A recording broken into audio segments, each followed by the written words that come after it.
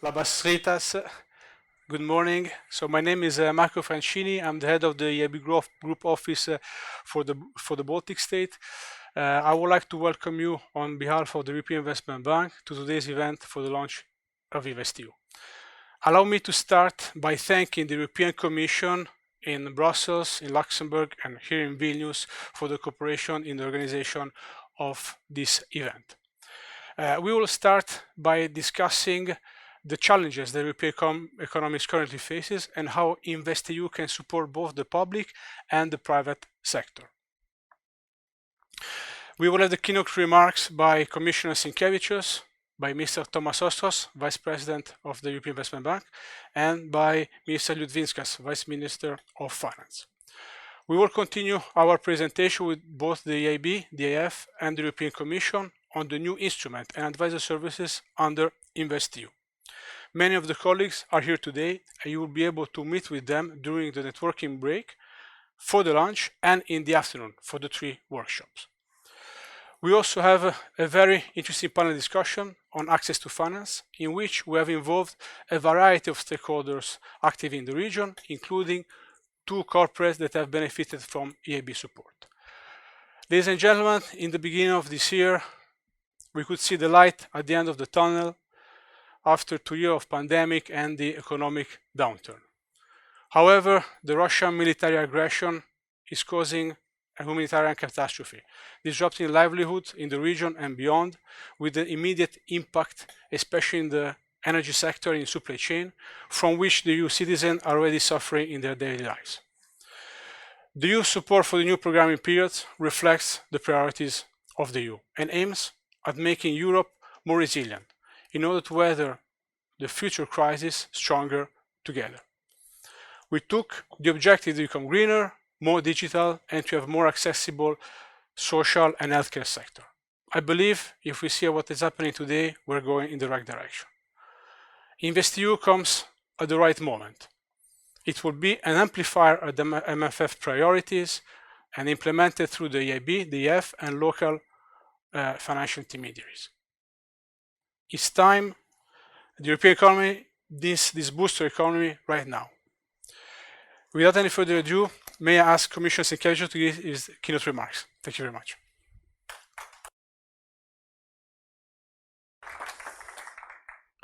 Thank you, and good morning to all. And of course, I'm very happy to be with you this morning. I would say this is a small room, but with people who most of the faces I'm very familiar with, and I know, your impact on the current questions and especially on the further investments. And I think it's extremely important. Now we have a very different times since, let's say, those that we had in the previous cycle of investment.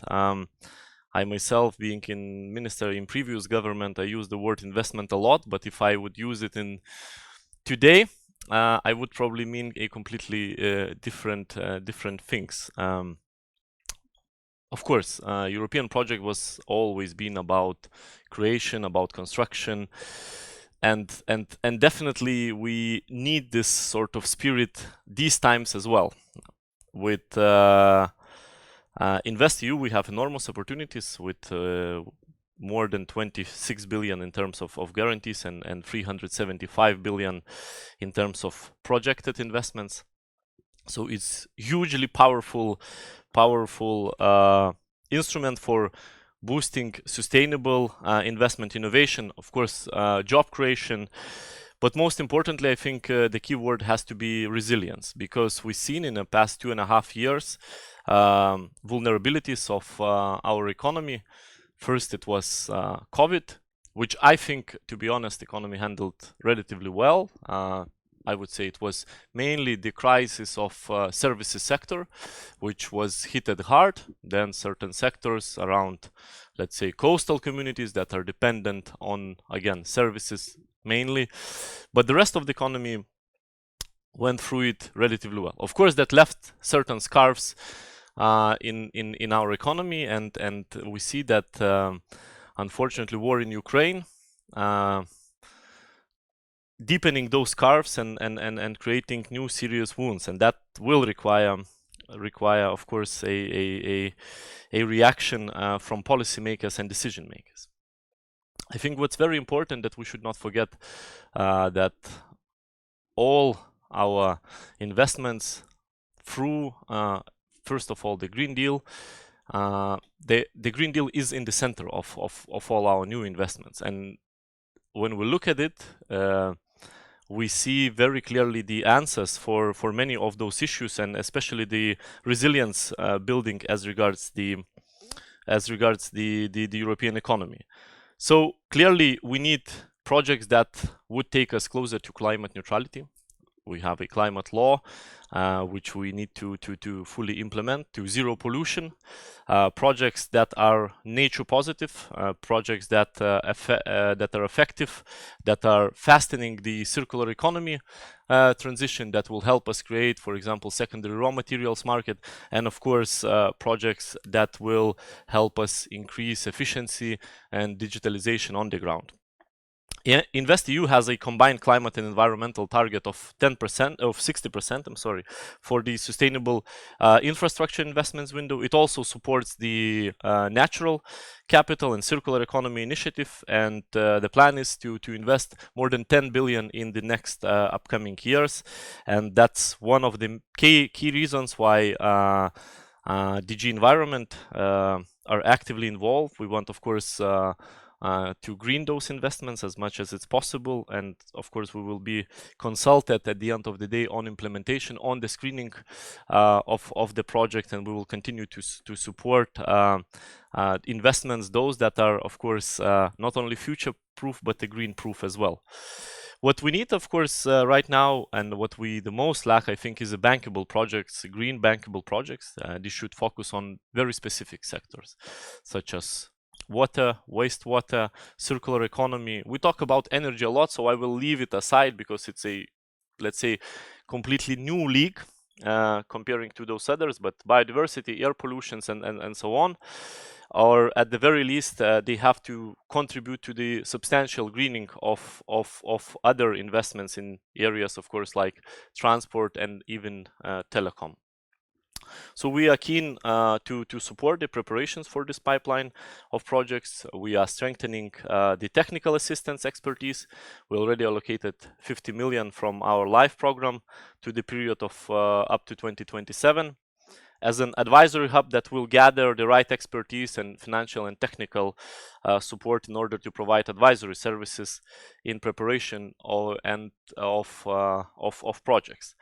There is, of course, enormous potential across the EU, but as we are here today in Vilnius, in Lithuania, it's worth saying that the whole Baltic Sea basin has the potential to become a leading region, and I think this is particularly true for the blue economy, which, when you look at the Europe's picture, coastal communities, they were very much dependent cities. They were very much dependent on two spheres of economy. First of all, it was fisheries, and secondly, it was the tourism. And both of them were basically bust during the COVID. Now there is signs of getting back, but they are still weak, of course, because we face the crisis that Russia started against Ukraine. So of course we have the Blue Invest initiative, which we started from the very beginning to support first of all the coastal community cities to really try to change their activities, mix them up as much as possible, enhance new activities. So we awarded 40 million to already 24 SMEs in past 2 years. It's mainly projects on energy and circular economy. And on a larger scale, our Blue Invest Fund with the European Investment Fund is now deployed 100 million of EU funds into venture capital funds, and enabling these funds to invest up to 300 million in the sustainable blue economy. This is a new instrument which blends resources from our European Maritime Fund, the InvestEU program, and the eighth contribution for, of course, even more powerful investment. That capital, of course, will go to green and sustainable investments in line with the ideals of the Green Deal. As I said, the process will be that most of the projects will go through the double screening, pre-screening, and then, of course, further evaluation if needed. As a commissioners, we sort of supposed not to have a nationality and work for all 27 member states, but as a patriot of country, I can say that, of course, for Lithuania, it's extremely important now to use these opportunities, because we see that it's going to be a difficult time for our Klaipėda region, especially with the struggles as regards the seaport. We clearly know how much dependent it was on shipments from third countries that are now involved into war, into aggression, and that are sanctioned. So we need to look beyond. We need to look for new opportunities, and I truly hope that this potential that these funds can create will be used to the very best. Thank you very much.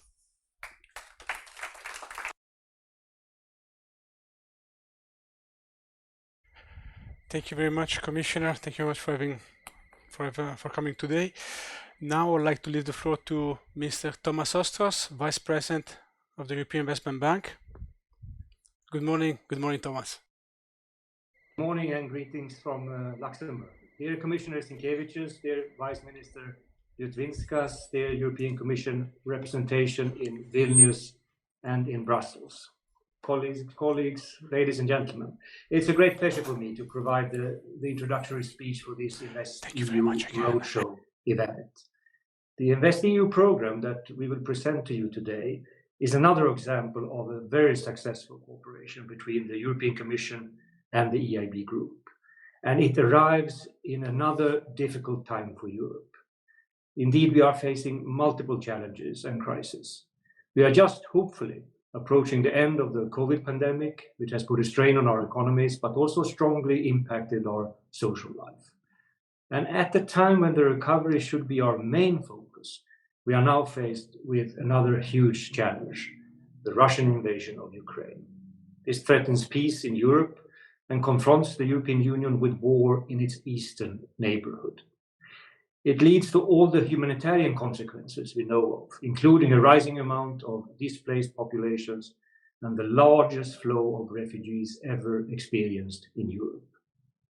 This will also have an economic impact, not only in Europe, but on a global scale, heavily impacting in particular sectors such as energy supply and food production, and jeopardizing the speed of the recovery from the pandemic.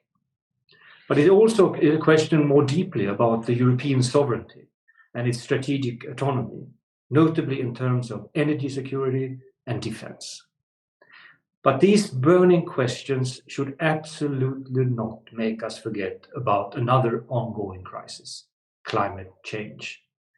If not tackled on time, this could lead to more crises in the future, arising from its consequences, notably the rising of the sea level, water scarcity, or the increase in extreme events, and the clock is ticking. In the face of these challenges, we have the long-term goal of making European economies more resilient, more autonomous, and more competitive in a global environment, and at the same time more cohesive, equal, and inclusive. That is why a strong European response is needed. Thanks to our unity to purpose, we have the chance to give a pan-European response to challenges that are too big to be solved only with a national or a local approach. And thanks to the InvestEU, we have the opportunity to mobilize significant funds for investments in sectors, industries, and technologies that create jobs and make the world a better place. We at the EIB, we are proud to be part of this European response. And we believe that our unique position offers opportunities to address these crises because of our financial firepower, because of our expertise, but also because we are the bank of the European Union, your bank. Last year, we provided more than 450 million euros of financing to the Lithuanian Republic with 14 transactions, setting a new record for the EIB Group in the country. The main driver behind this activity was the deployment of the European Guarantee Fund, when the EU member state gathered together and supplied EIB with a 25 billion euro guarantee fund to be deployed in different operations all over the European Union, channeling not least financing to hard-pressed small businesses. Cooperation with Lithuania's national promotional institution, Viva and Invega, and 8 Lithuanian financial intermediaries will help make around 1 billion euro available for local small businesses. In addition, Lithuanian sensor innovator Brolis has signed the country's first venture debt deal with the EIB under the European Guarantee Fund.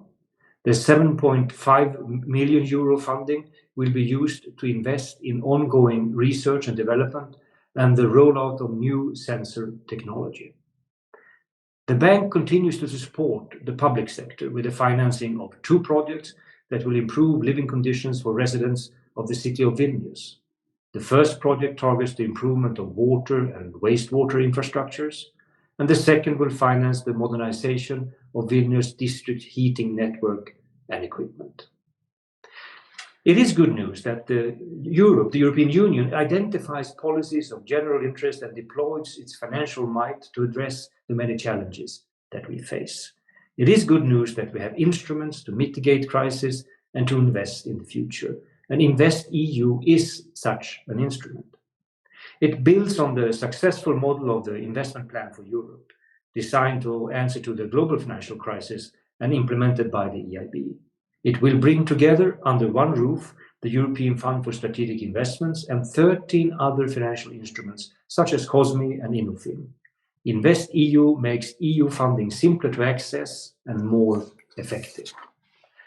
Thanks to the guarantees provided by the European Commission, it intends to support public and private investment in key EU policy priorities along 4 policy windows, which are very much aligned with the EIB Group public priority goals: sustainable infrastructure, research, innovation and digitalization, small and medium-sized enterprises, social investments and skills. It also has a strong climate focus. For the entire InvestEU, at least 30% of the investment will go towards climate change mitigation and adaptation.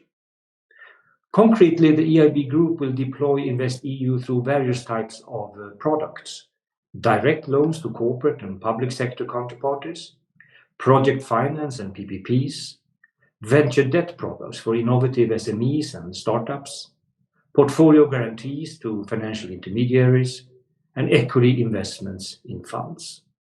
InvestEU will focus on operations with a higher risk profile compared to average EIB business. And thanks to the mandate from the European Commission, the EIB will be able to address market gaps and reduce the risks for third-party investors, private or public, unlocking investments which is currently slowed down or hindered by economic uncertainty. It also includes social investments and skills window, which targets financing for projects related to training, social housing, schools, universities, hospitals, social innovation, microfinance, social enterprise, integration of immigrants, refugees, and vulnerable people. And this echoes strongly with the dramatic circumstances and the current situation experienced by many countries facing influx of refugees from Ukraine. Another key feature of InvestEU that you will hear more about today is the InvestEU Advisory Hub. So in the next panels, you will discuss concrete ways in which InvestEU could be of benefit to the public and private sector in the Lithuanian Republic. I strongly believe that this renewed partnership with the European Commission, building on the strengths of the EIB Group in terms of financing and advisory, will contribute to build a greener, stronger, and more innovative Lithuanian Republic and Europe. I wish you a pleasant and informative event, and thank you so much for your attention.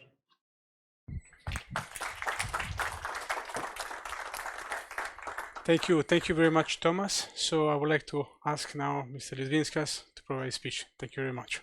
Thank you. Good morning.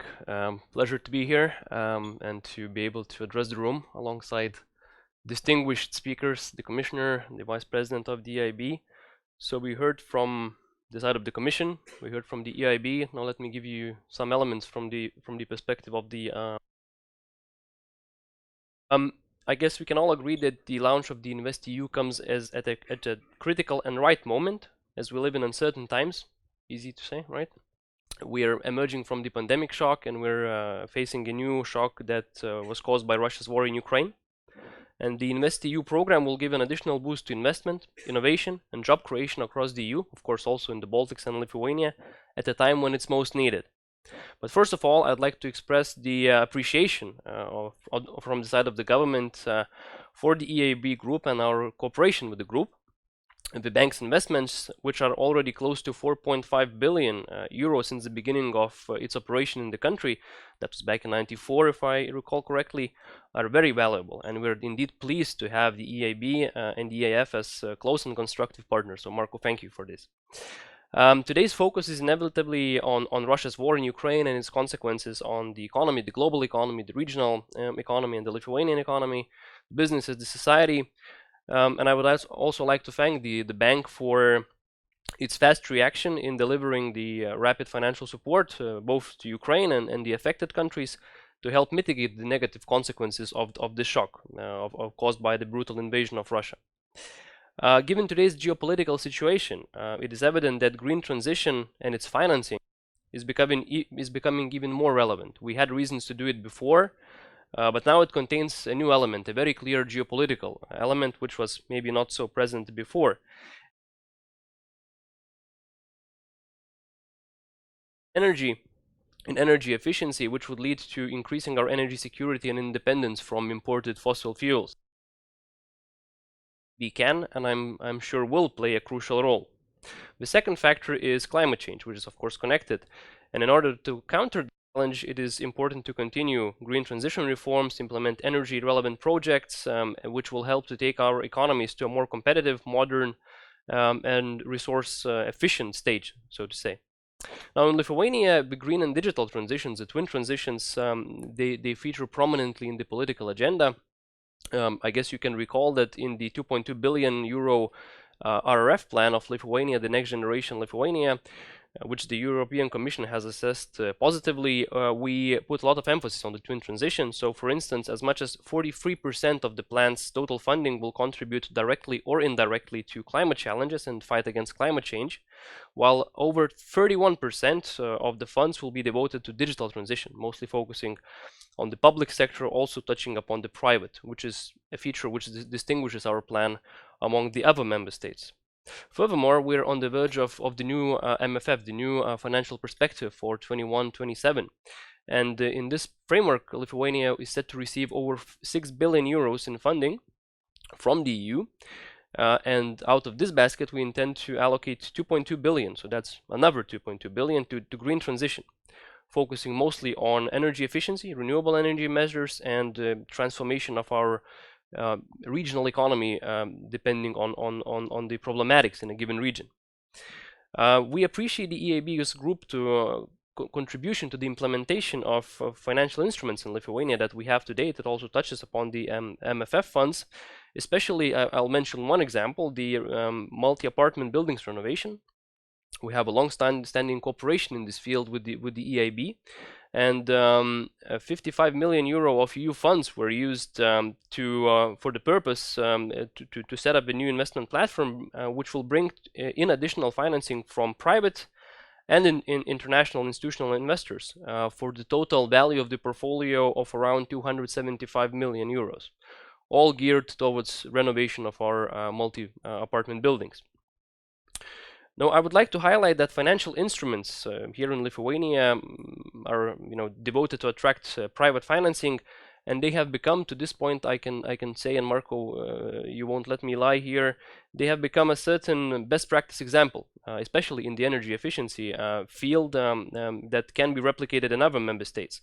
And we, from the side of the government and of course the Ministry of Finance, see great merit in further applying these financial instruments, maximizing the limited public resources that we have by leveraging both national and EU funds And we will definitely explore the possibilities to further engage with EIB and use the InvestEU facilities to contribute to that end too. One more issue I'd like to stress is the so-called green finance or sustainable finance, how you want to call it. The government has a big ambition to develop this market segment, becoming a regional hub in terms of green finance and creating a comprehensive domestic and also regional ecosystem for the development of this market segment. So why is this important? Because it will basically allow to mobilize additional funding for the green transition, private funding, attracting international investors, institutional investors, and this will supplement the public funds at both EU and national level that we have devoted for these challenges. Just to give you a sense of what the numbers are, we have estimated that until the end of this decade we need around 14-15 billion to reach the green transition goals. Around 10 billion of this is earmarked from the pockets of the government and the EU. The rest 4 or 5 billion, we'll need to work it out, and we're working on attractive private funding and institutional investors here. So in this context, the opportunities offered by InvestEU are of course also very, very relevant. And here I also would like to stress the role of national promotional institutions, and I see Kęstutis and Inga in the room. Good to see familiar faces. This instrument, it becomes particularly relevant when we discuss green transition and financial instruments. And as you might have heard, we are currently undergoing the consolidation of national promotional institutions operating in Lithuania. We're aiming to create a large consolidated institution which would have strong and solid market footing, and which could mobilize on a new level private funds, attract international institutional ones, as I said, as the EIB, in projects of strategic areas. So first and foremost, of course, green transition, also digital transition. And we envisage this as a major step in enhancing the instruments that we as the government have domestically, to mobilize funds, to leverage them via financial instruments, and therefore leading to a breakthrough in achieving our green transition goals in today's context. And I believe that the consolidated entity will have an even stronger foundation to be a partner for the EIB Group too. So with this, I'll end my remarks, and I wish you all great success in your endeavors, and of course the EIB Group in implementing the InvestEU in cooperation with the partners, and helping to achieve our ambitious goals at the EU level, at the regional level, and also at, of course, the national level here in Lithuania. So thank you.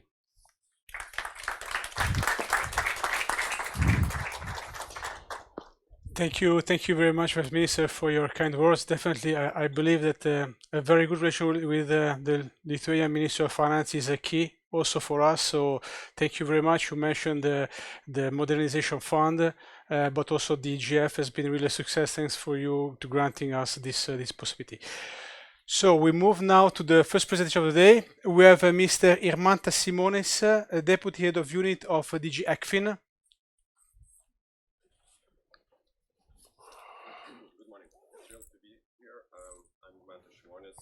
Deputy Head of Unit in charge of InvestEU governance and advisory with the European Commission.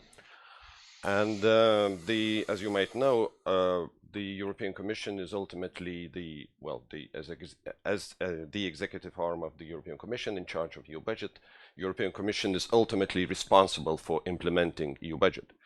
And the InvestEU builds on the previously very successful program in Investment Plan for Europe, FC, that was implemented from 2015 to 2020, and which was based on a very similar principles that InvestEU is being based on. Basically, what we are talking about from the budgetary perspective, and here European Commission take is a bit of, my presentation will be a bit of top-down view on the instrument and how it's structured and where it came from and where it's going to. So that would be followed by the presentations by our EIB Group colleagues who will talk more specifically about specific products. My first slide refers to the investment plan for Europe. which was backed by the European Commission guarantee, European Union guarantee of 33 billion euro, and it triggered a huge amount of investments over 5 years. You see the figures on the slide. I will not read them. It just around 800 infrastructure projects, a lot of deals involving SMEs, and as a result, above 1 million of SMEs benefited from backing of the guarantee. When it comes to Lithuania, just a short reminder: the same program financed projects of 400 million and triggered 2 billion of additional investments in Lithuania. That meant that covered 12 projects by EIB, 9 projects financed and supported by EIF, and around 7,000 SMEs got access to finance through this facility. A couple of examples from FC, companies called Energus and Sargasas. They benefited from a loan, respectively, from the local bank Swedbank, which was backed by Juncker plan, and which allowed this financing because it took the risk partially from the Swedbank. So those companies could invest into hardware, scale up operations, and invest into machinery. Now, the InvestEU program has 3 components. It's first of all, it's InvestEU fund. You will hear a lot about it. InvestEU advisory hub. That's the basically technical assistance part. It's financed for an amount of about 400 million by the European Commission. And finally, there is a smaller part, which is smaller pillar, which is called InvestEU portal. That's basically a website that connects project promoters and investors across Europe. InvestEU fund. That's a guarantee. That's a guarantee by backed by European budget. It is provisioned up to a certain level, but then we don't need to go there into how much money is set aside. The fact is that the EU budget made available up to 26 billion of funds in case they will be needed to back up potential losses or under the InvestEU. Another feature of this project, of this program, is that it's a market-based instrument. It's demand-driven. There are no geographic quotas. So in reality, European Commission obviously keeps a close eye on the regional implementation and on the fact that no regions are left behind. But there are no strict quotas per se. So there are no country or region targets. What is important to note as well is that the InvestEU guarantee backs financial instruments. So it basically means it backs loans, guarantees, or equity investment. It doesn't have any grants. The grant part is available under the advisory initiative, but that's a separate pillar. The target amount that you will be hearing a lot is that 26 billion of guarantee set to mobilize about 370 million in investments. So here, this is the target figure for leverage, which European Union wants to see at the end of the program. The implementation. Today's event is hosted by EIB Group, and the EIB Group is obviously the main implementing partner under this program. EIB Group will be getting 75% of the guarantee, so 75% of 26 billion guarantee that EU budget set aside. The rest, 25%, will go to a number of other banks and institutions. Here we're talking about national promotional banks and some international financial institutions active in EU. It's subject to a call for proposals, and there are about 18, there are 18 institutions with whom the European Commission is currently negotiating for the deployment of this guarantee. Now a bit of a technical thing, but just because it's part of what European Commission does and part of what our department does. There is in terms of governance arrangements, there is a steering board, there is advisory board where the European Commission sits together with the EIB Group and the other implementing partners, and those institutions, and also the member states for the advisory board, and those institutions and bodies keep an oversight of the program, and they also may issue guidances, and they take stock on a regular basis in terms of implementation. So the very important element of the InvestEU governance, however, is the investment committee. The investment committee is a body composed of 12 independent experts, which were selected and appointed by the European Commission last year. There was a call for the expression of interest. A lot of experts applied, and the European Commission made a very thorough examination of their credentials. They were appointed last July. Their names are available. Their names, CVs, conflict of interest declarations, they are available on our website, which I will indicate at the end of the presentation.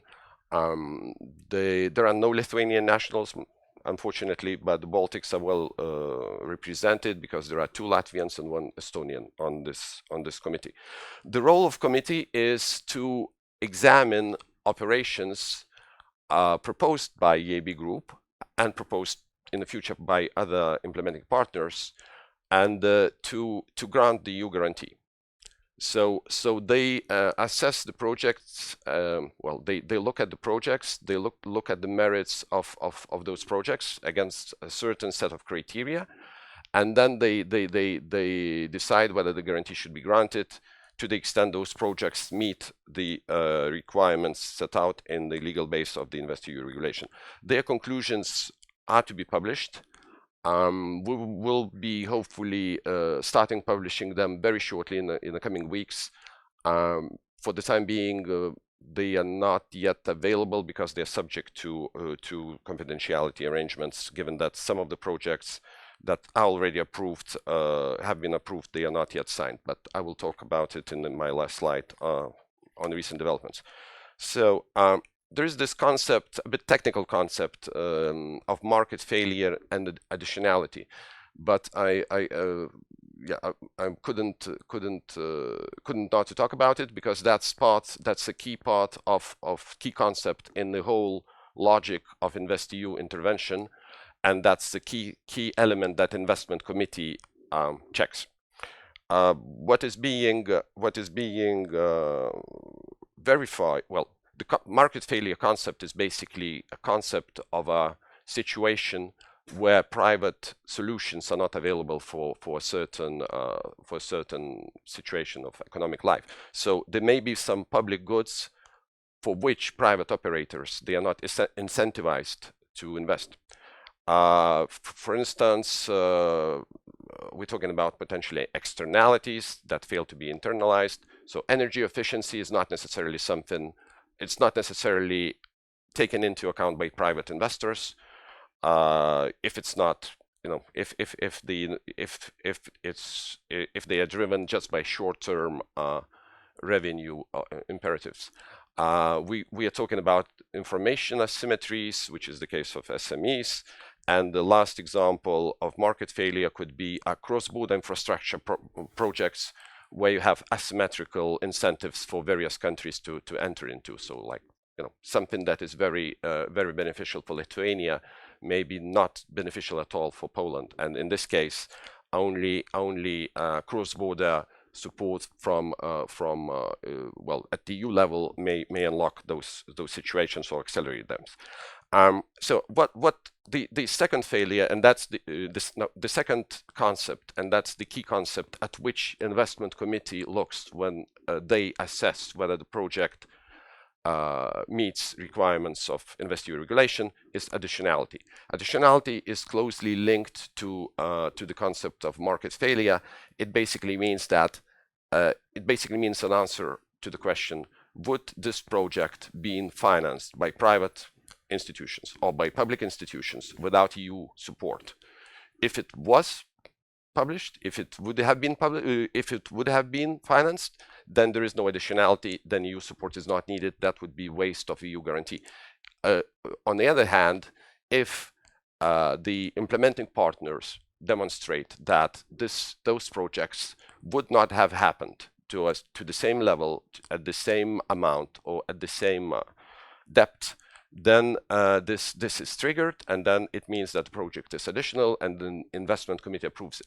So examples for additionality may be obviously projects for which returns are considered too low by the market participants, sub-investment grade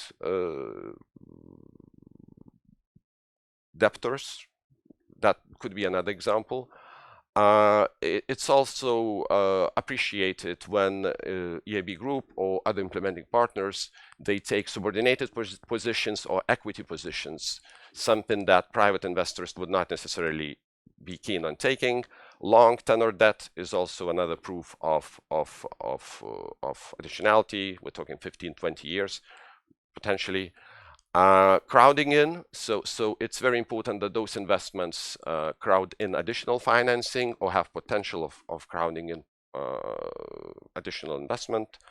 And finally, InvestEU targets products that may not be available in some smaller economies, in some less developed financial markets, and first-time fund managers are also supported, especially by EIF when it comes to launching their funds. Now, a very quick overview of how guarantee is distributed across the windows. You have sustainable infrastructure, 10 billion, research, social, SMEs. These are the amounts of guarantees.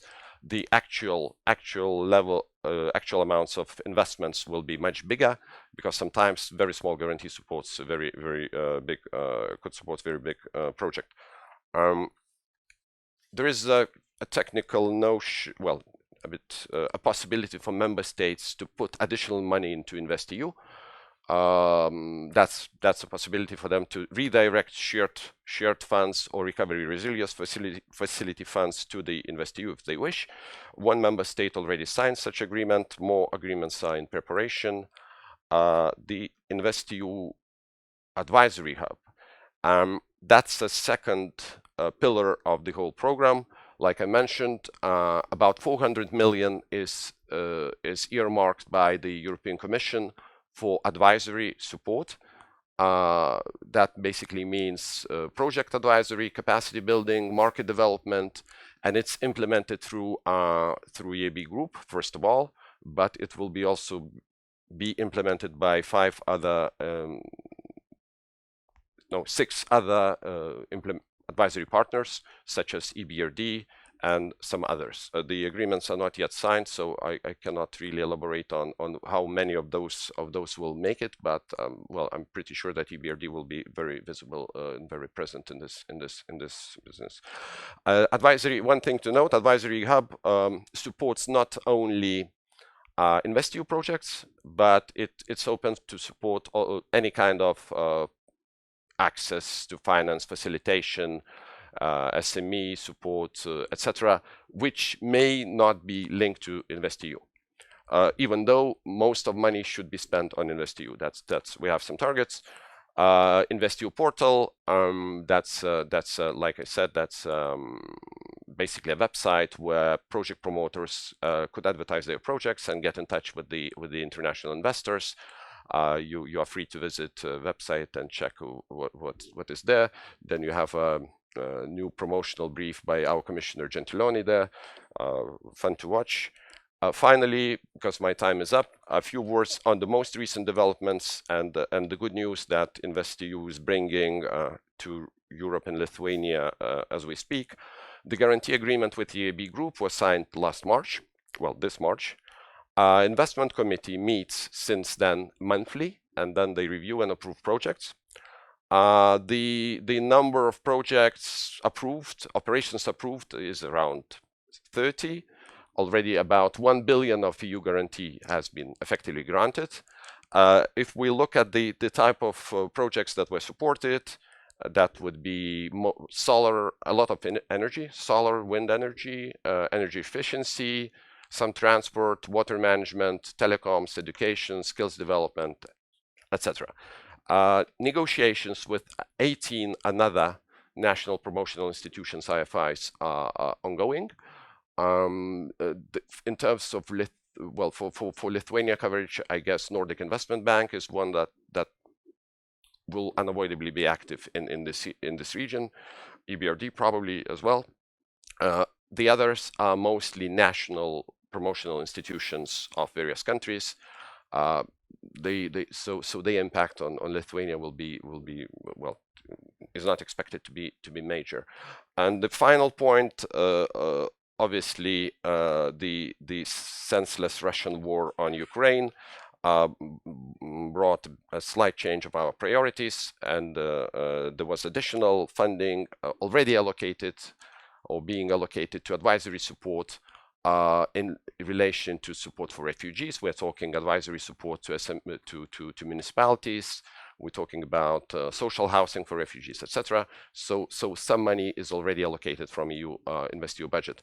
Finally, Repower EU action plan, the plan on energy independence and clean energy, is something which came just very recently, but unavoidably InvestEU will play a very important role in its implementation. That concludes my my presentation. You have the InvestEU website there. You could scan it, and you go there and you find a lot of information on InvestEU. Thank you. Thank you very much. Thank you very much, Mr. Simonis. So I would like, first of all, to invite to the people here. There are a lot of free spaces. Take a seat here, please. And we're going now to start with a presentation about EIB services, especially for advisory services. I'm very happy to have today Brandon here. Brandon is a senior advisor. He just concluded a very interesting study about photonic sector in Lithuania. As you know, you have 80 companies of a district, very, very high technology driven. And once we finish this assignment, we have a new one, starting with the Lithuanian Inland Waterway Authority. So you can see very, very different sectors. One is private sector, the other one is more to private, to public. So Brendan, the floor is yours.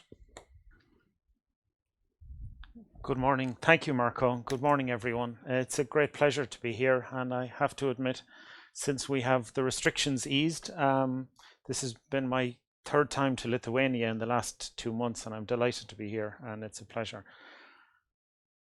So I'm going to talk a little bit about Advisory Hub, and thanks to the Commission and the Vice President for giving you some indication of what Advisory will be working on. So basically, there are a number of pillars in terms of the work that Advisory will do. And the overall objective is, if you have a project that you're already working on and you're ready to apply for financing and it's through the grant phase, then maybe you can go straight to look for finance. But if you have a project and you're trying to get it built and you have some challenges and you have some areas you need some support from, this is where the Advisory Hub can help and work with you. We can work with both public and private to help develop your plan. And I'll repeat this, but it's the one time in advisory we encourage you to come openly with your challenges. Most of us are familiar. You go to a bank and you sell the best story you can to try and get the best rate and the best finance package. With advisory, we need you to come and explain to us, this is what I'm trying to do, but these are the 2 or 3 areas I need help with. We will then see if we can help you fill those gaps, and then you go and apply separately to the financial institutions, EIB Group, or others to fill that gap, because we will not be the only ones financing your project in most cases. But it's the one time we ask you to be more explicit about the challenges you face. The Commission have already kindly referenced the boxes, and I'm not going to go into this in detail, but this is the list of criteria I have to worry about, not you. If you see that you think some of your work is in gender development, and some of your work is in energy efficiency, and some of your work is in social infrastructure, from your point of view, don't worry about the split and the mix. We will make that happen for you behind the scenes. But these are the broad categories you want to be working in. If your project is split between them, that's not a problem. We can work that through. I wanted to then be a little bit more practical in the timeline to explain some of the projects that we work with. Marco referenced them, but maybe to explain that we work with the public and the private sector to help you build that project and make it stronger in the earlier stages or in the later stages of development, and including implementation. So we can work with you. And the service for public is free. There is no cost to use a public entity. For private entities, we have a threshold that we reach where we can do a certain amount of work, and then we need to engage with you. But we will always work through that. Now, Marco kindly referenced some of the recent assignments we have done, and I would say to you in the quickest way is talk to the two entities if you want to get some practical help, both the Ministry of Economy and the LIVA, which we've just signed the agreement on only 2 weeks ago, and our Vice President that was here presenting to you was here 2 weeks ago to sign that agreement. Both projects you can talk to the promoters. They're quite different. The Ministry of Economy, we're looking at photonics is a strong sector here, but to grow and develop it both here and across Europe, where are the funding gaps, where are the challenges, and what instruments are needed to support those funding gaps? And we have the report almost finished, and by the end of the month we hope to present it wider. And the other one, in terms of the Lithuanian inland waterway, this is something really new and innovative for us, because as the EU Climate Bank, we're happy to be supporting energy and climate related projects. And this is basically to help the Lithuania Inland Waterway Authority develop inland electric barges between two of your large port and your second largest city. You'll excuse me for not trying to pronounce them, because I'm sure I'll do it wrong, but that's why I put the map in, to save my pronunciation. But what we're trying to do is take that cargo off the road and put it onto electric barges, which will have a climate impact and also make quality of life better for all people in terms of that journey time. That project is just announced and starting, and the other one is finishing. And we're happy to engage, and we are. Well, I won't announce it here, but some people in the room were already talking to you about how we can do other things in the economy. In terms of energy efficiency, we can also help, which both the Commission and the Vice President mentioned. We can also work in an individual program to build an energy efficiency program. And to give you a practical example, we have in one country a schools program, and they are trying to identify which schools could and need energy efficiency investment, what investment is needed, and then how can it be financed. And what we in the bank are doing is, first, we have employed a consultant to go visit the schools and do an audit and categorize them into, these are schools that need a lot of work, these are schools that need a little, and these are some that are okay. And that's phase one. And phase two will be, for these that need a lot of work, what actually work do they need? Is it new windows? Is it new boilers? Is it new roofing? Where are the areas lighting? And put a program of a tender package together that will go out to the market, procure a company to actually do that overall investment across the schools in their pool that need it. That's phase two. And then ultimately, from a bank point of view, we are a financing entity, not a grant entity. So we are looking at supporting that investment with a finance.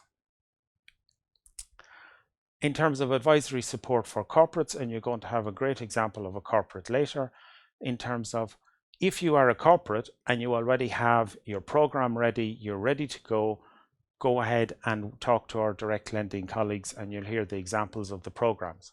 But if you're a corporate that has an investment program in the 10+ million, you are looking for support to put that package together, then we can work with you and help you.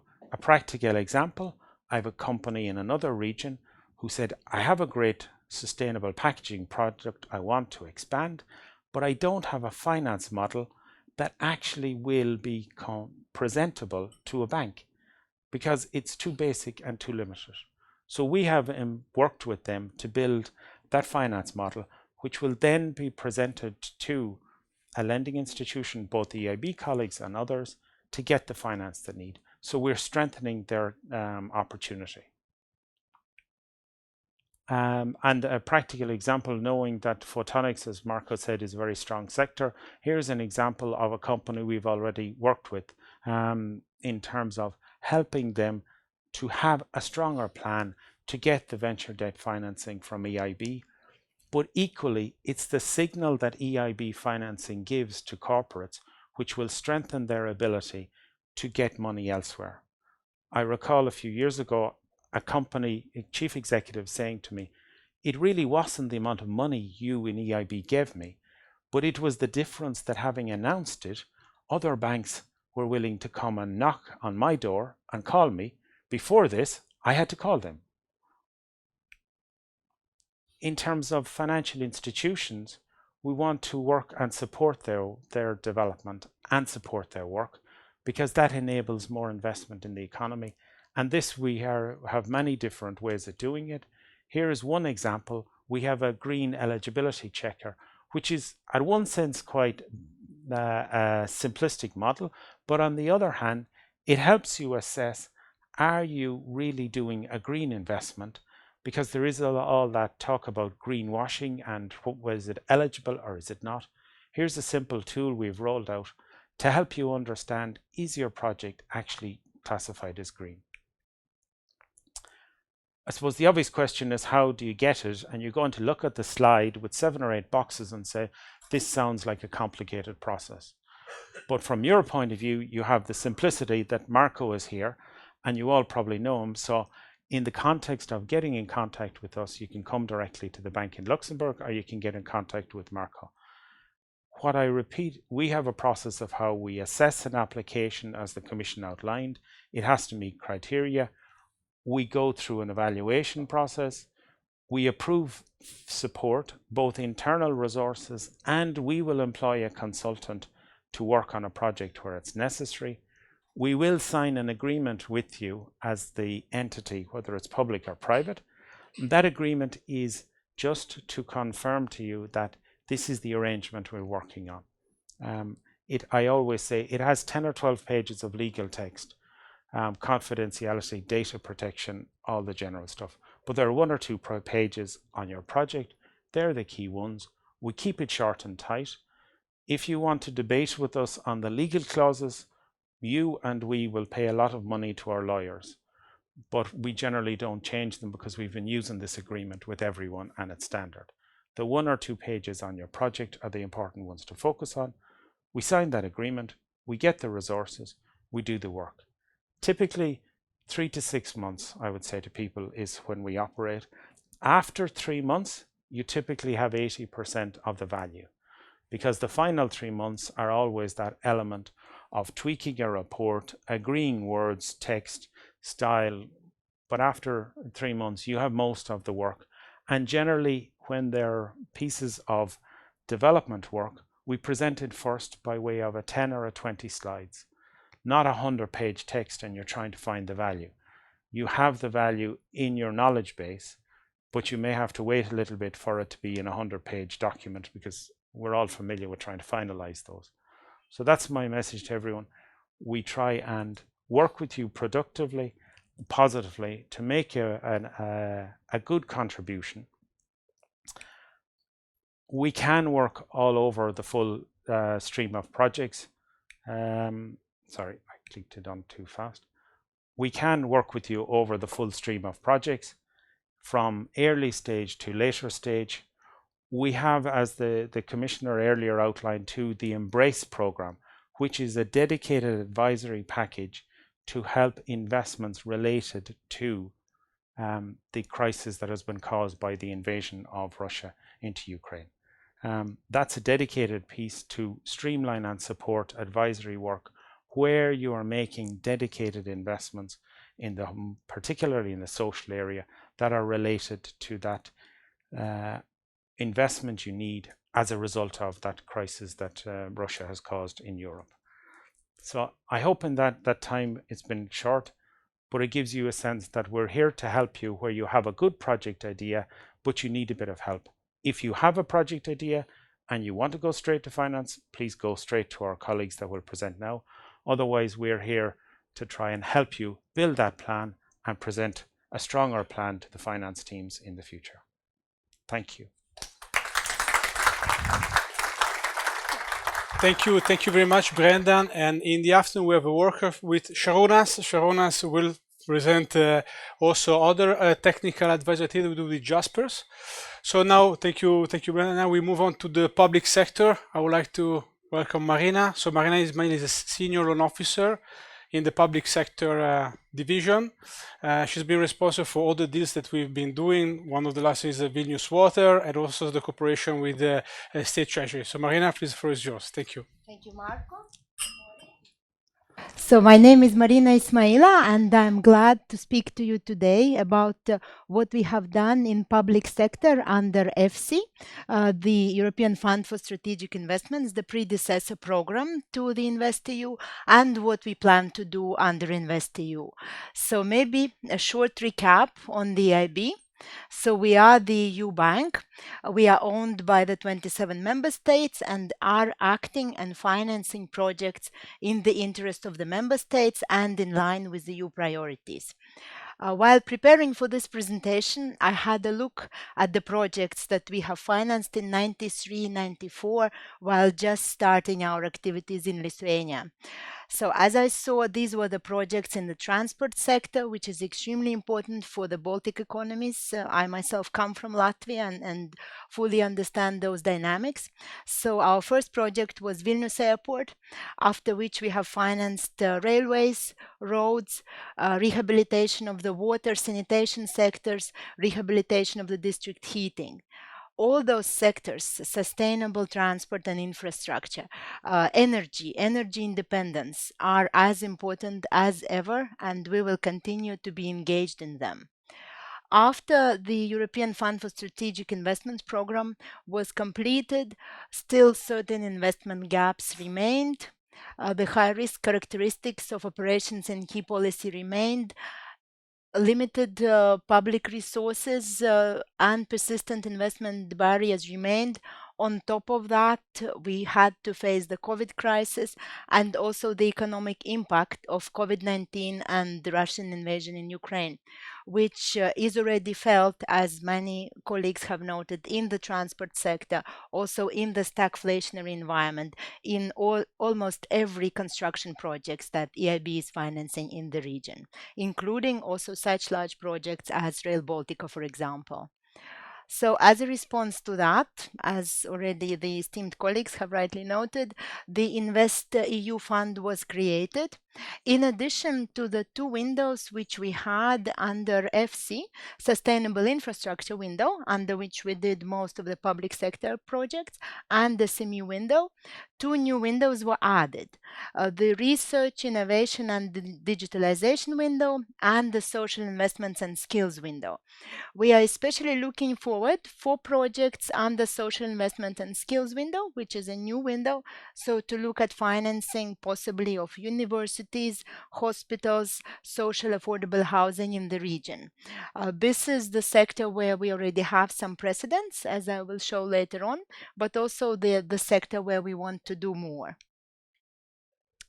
If we look at the selection eligibility criteria for the InvestEU projects, so In general, in order for the projects to be eligible for EIB finance, it has to be commercially sound, economically and technically viable.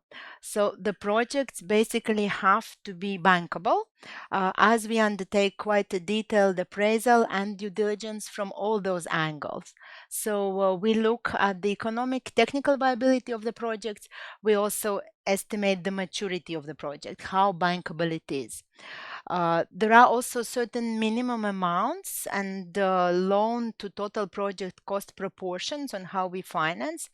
I would be available for a consultation later on for a discussion.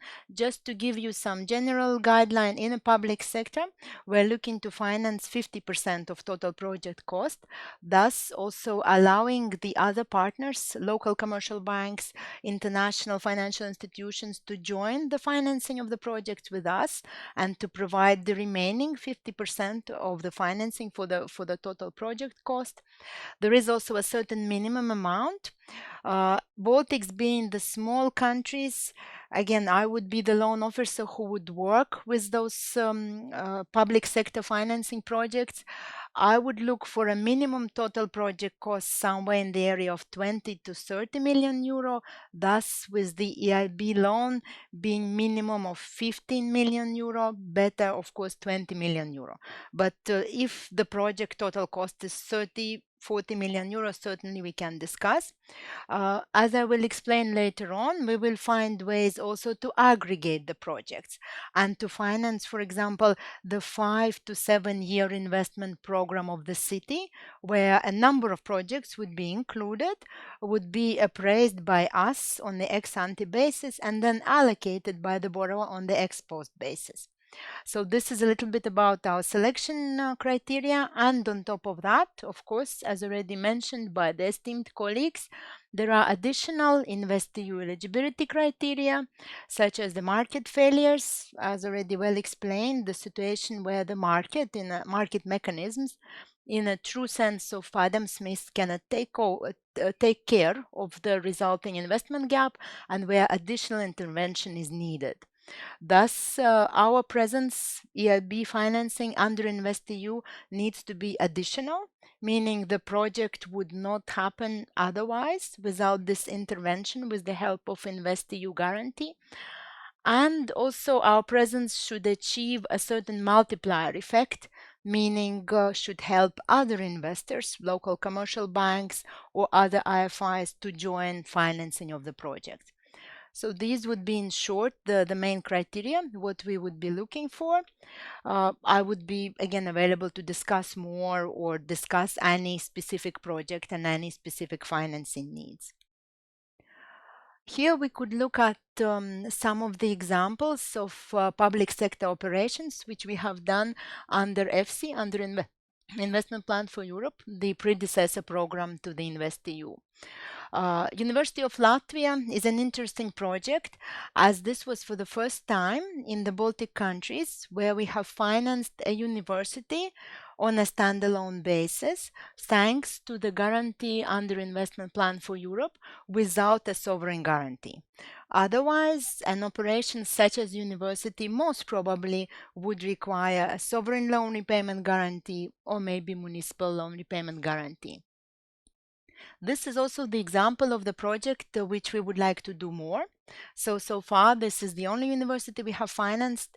Other universities in Estonia, in Lithuania, we would be very happy to have a look at and see what we could do under the new window of social investment and skills. Riga Transport Company, also a good example where we have focused on climate action. This is the tram infrastructure. This is certainly the projects, such kind of projects we would like to see more. All the projects can be actually found on our website, eib.org. By the names that I have indicated here, we must publicize the information about the finance project. So please have a look if you are interested more in the details of the total project cost or of the details of our financing. Good example from Lithuania. This is the CAPEX program of Kaunas district heating. You can also see here the loan amount. So actually for all of those loans, the loans were around 30, 50, 75 million in case of Riga Transport, meaning they comprised 50% of the total project costs. So then the projects have to be a little bit sizable for us to be able to get involved. If we look at the city of Wałbrzych in Poland, this is a good example where the loan amount maybe is not so high as the previous one.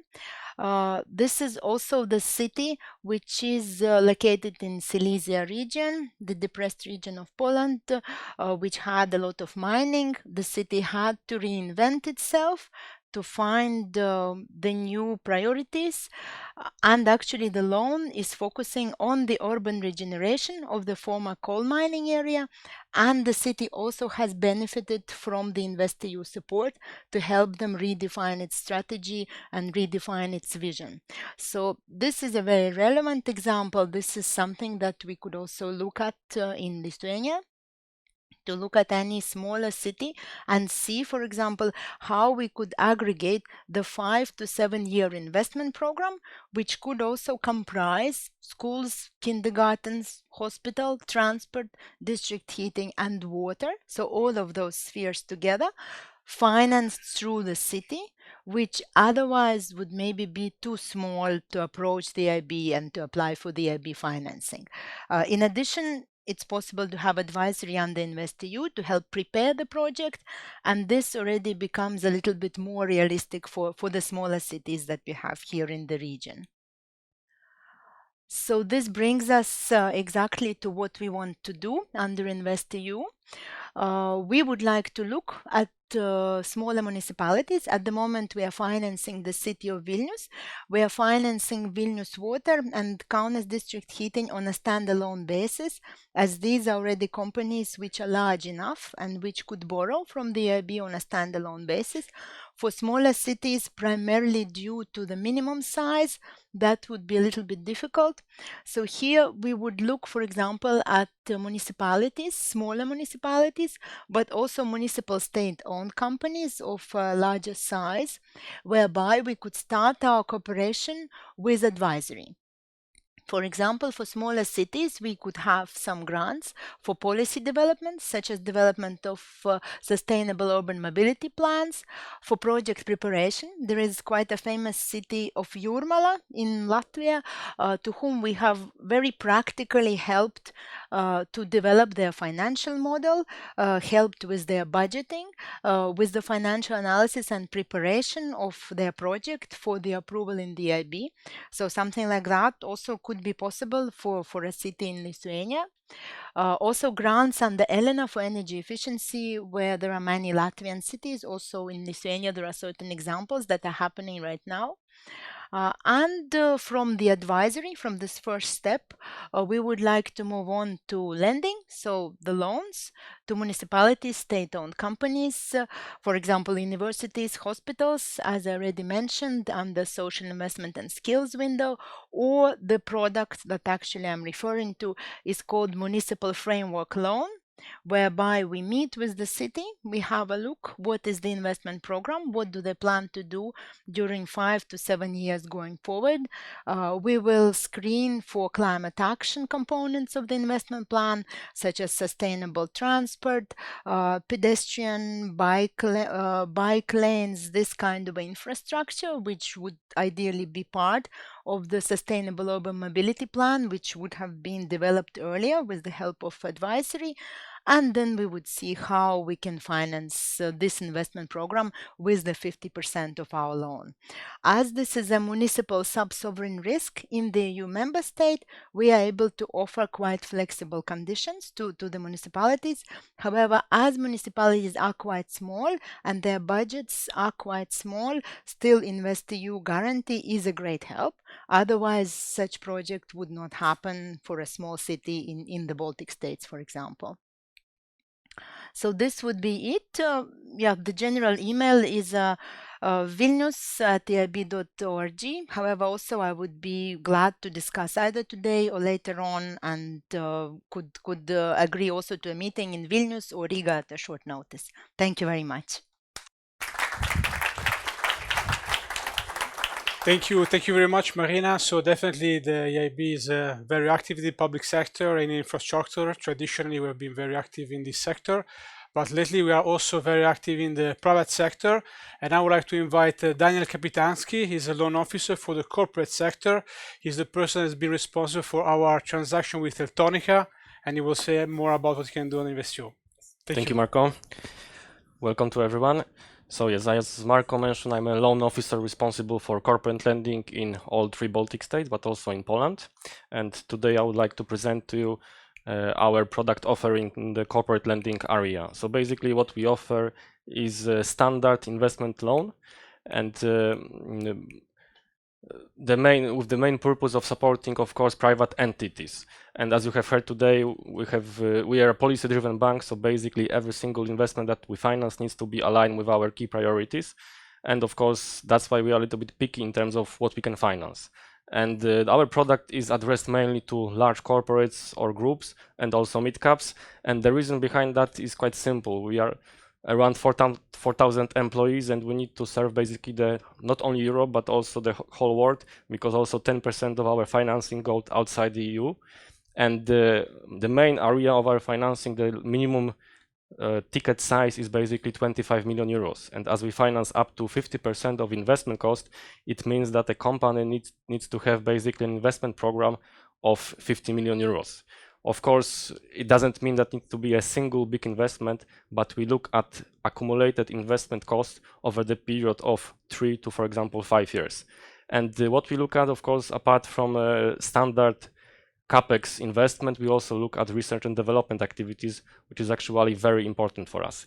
And in the next slide, I would like to present it a bit more technical slide, but it actually gives you a good overview how we look at your investments. So basically, you can hear a lot from us a word project, and the project is actually our internal definition that we use to basically define your eligible investment cost over the period of from 3 to 5 years. And as mentioned before, we finance up to 50% of eligible costs, or subject to our internal credit limits. And in this case, I would like to present to you research and development activities. So how you can kind of come up with your investment cost and to present it to us. So basically, you can use different approaches. So you can use top-down approach with basically big investment streams in research and development activities, or bottom-up approach, where basically you try to collect many smaller investments independent from each other. And basically what we could include in our R&D financing, we look at basically your salaries cost, at your CapEx cost in research and development area. So for example, if you would like to open a new research and development center, that is something that we would like to be keen to finance. And of course, there are other OpEx costs related to R&D activities, like for example, we can include legal fees if you would like to, for example, register a new patent for your new product. And as mentioned before, we look at your investment period of from 3 to 5 years. And how to start to work with us. So basically, of course, the easiest way is to contact us via our office in Vilnius, via Marco, or basically directly to Luxembourg. And we start our discussion with basically a general overview of the company and of your investment program.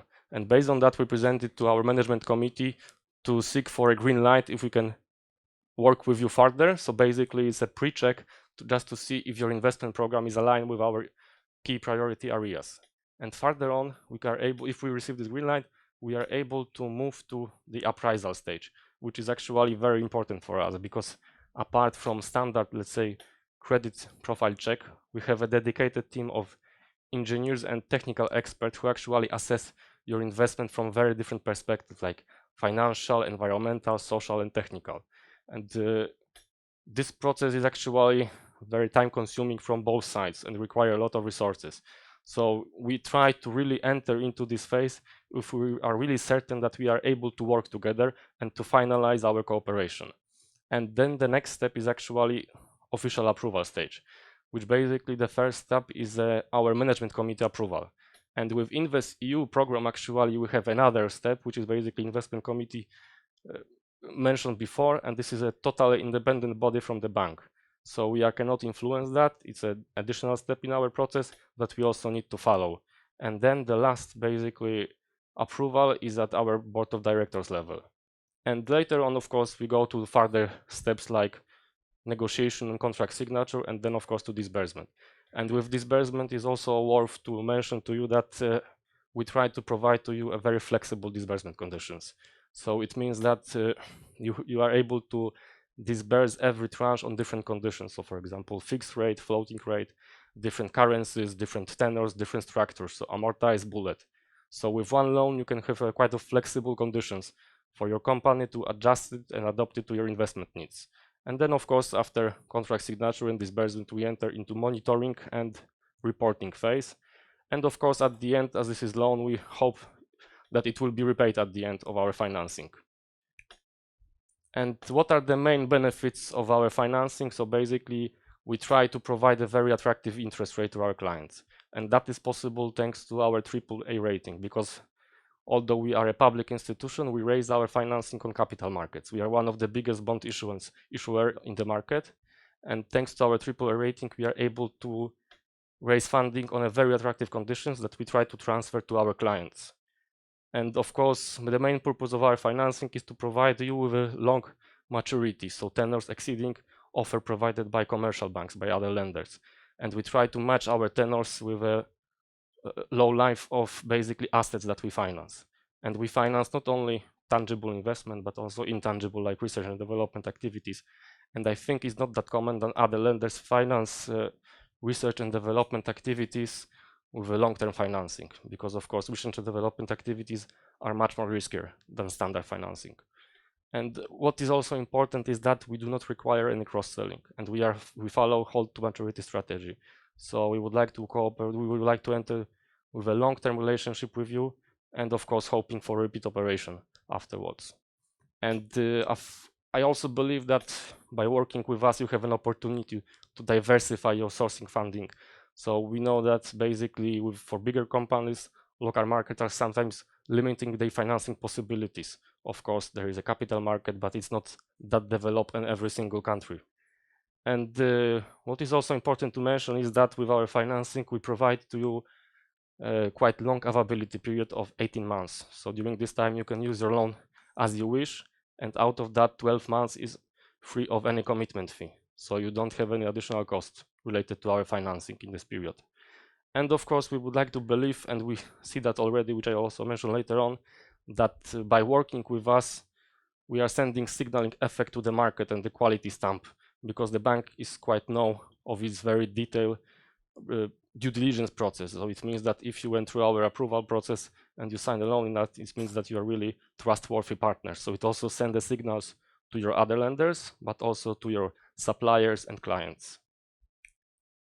And here I would like to present to you our recent case that actually we signed last month in Vilnius, and our Vice President Thomas Östros was there to sign this transaction. And personally, I'm really proud of this transaction, because our loan with Teltonika is a nice example of cooperation with privately owned company based here in Vilnius in Lithuania. And maybe what is important to say that thanks to this 50 million loan, we allow Teltonika to accelerate its growth. And this loan is a good example of a mixed approach, because in this case we finance not only traditional capex related to manufacturing capacity expansion, but also research and development activities, which is actually majority part of this project cost that we estimated at 111 million euros. And this project operation, I think, is very important for the local market, because thanks to that, it should basically allow the creation of additional highly skilled workplaces in Lithuania. So the Mobilise center that we are financing will provide around 500 new jobs in less developed regions of Lithuania, which is very, very important for us. And this company is actually really good example of a European company that is based in Europe, and comparing to other companies active in Internet of Things industry, Teltonika has its manufacturing facilities here in Vilnius and in Lithuania. And this operation actually was still backed by Investment Plan for Europe, so basically FC mentioned before, which is the predecessor of InvestEU program. And what is the main benefit of our cooperation with the Commission? So basically in corporate lending area, it allows us to take higher risk, and higher risk could be seen from different perspectives. So, for example, we can finance cyclical industries, companies with lower profile credit. We can provide financing with a little bit more aggressive structure. It means with longer tenors and, for example, with more subordinated position towards other lenders. So, and at the end, what I believe is also important, it provides us some relief when it comes to our equity, our own funds. So basically, with the same amount of money, we can finance more companies and provide and basically accelerate bigger investment in every region. So actually, what we would like to see, it's companies like Teltonika, not only in Lithuania, but also basically overall in Europe, because that's a very good example of innovative company, which is growing really fast and is able to basically face all the challenges caused by, for example, COVID recently, and all the supplier issues basically related to Asia. So I hope that we will be able to cooperate and to finance companies like not only Teltonika, but other local companies in Lithuania and in the region. Thank you very much for your attention. Please let me know if you have any question. Contact Marco and other colleagues. Thank you. Thank you very much, Daniel. So now we will talk about how EIB support SMEs. Okay, so SMEs, of course, are a very important part of the European, let's say, European economy. We do this intermediated, so we need the local partners to whom we can support. So now I leave the floor to Virginijus. She should be with us online. She's a loan officer. She's based in Luxembourg. She's an expert in securitization. She's also was among the leaders in the securitization we did with Luminor back in 2020. So Virginia, the floor is yours. Thank you. Laba diena. Thank you, Marco, for introduction. So yes, I am a loan officer covering financial institutions in the region of Baltic Sea and Northern Europe in the domain of debt. So in the context of InvestEU, unfortunately, we don't have a wide range of products to deploy for the financial intermediaries. What we have is a green securitization. However, what it means is that entire underlying pool of assets has to be green. And there are fairly few financial intermediaries that have this volume of green assets to be securitized. So I will use this session as a platform to present other products that are available at EIB, and they are not specifically linked to any mandate.